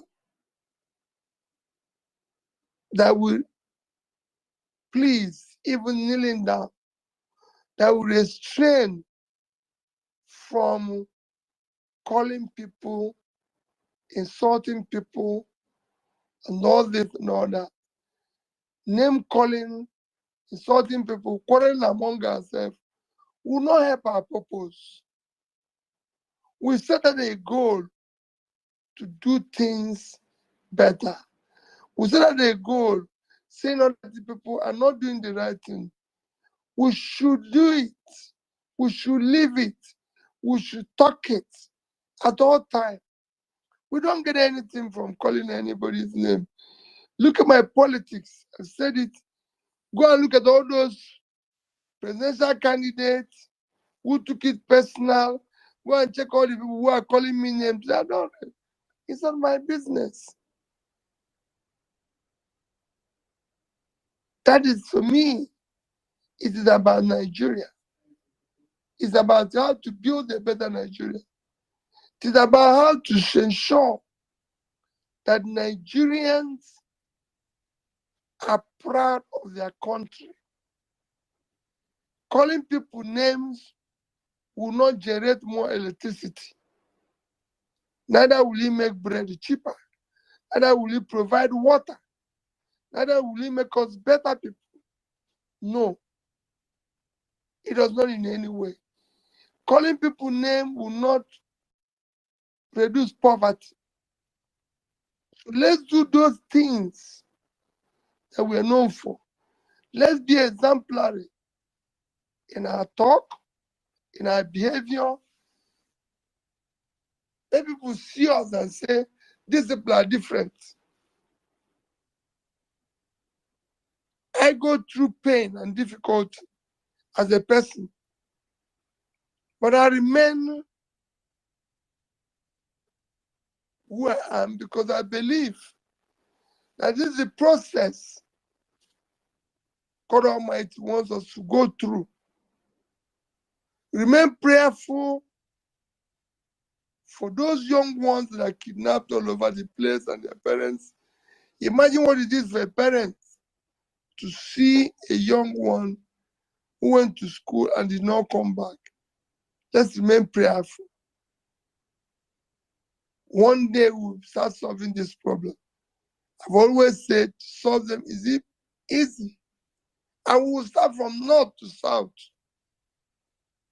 Because the moment we're able to ensure that farmers go back and we support agriculture in the north, we will create more wealth for this nation. And we're able to feed ourselves. Food inflation will reduce. Inflation will reduce. We'll do export. We'll stabilize Naira. So there's a lot we can do. God has endured us with so many things that can make this country great. All we need to do is not to get distracted. Let's do the right things. God continue to bless all of you and all Nigerians. Thank you. Thank you very much, sir. Thank you. It's been a very wonderful time with you. It's always a pleasure hosting you on this platform, The Power of Facts. Hopefully we get to hear from you again in the next quarter of the year. Thank you to every single one of you. Thank you to my amazing co-host, the head of our broadcast team, Gloria Ayo, the head of the editors, Tosin, and every single one that contributed today to this discussion. Thank you, guys. The space will still be up on our on the page. You can always come back and revisit the page and replay the space. Also on our YouTube. Thank you to all of you listening to us presently on YouTube, on Facebook, and on the radio stations. All our media partners are joined on the space. Thank you so much. We'll be back here with Mr. Peter Obi, hopefully a couple of months from now, to discuss more Nigerian issues. From us on the Power of Facts today, it's thank you, good Friday, and have a great weekend to every single one of you. Please, those that could not have a chance to ask questions today, do not take it to heart. We'll be back again on this platform, and always remember, it is possible. Good night from my side here, and God bless you all.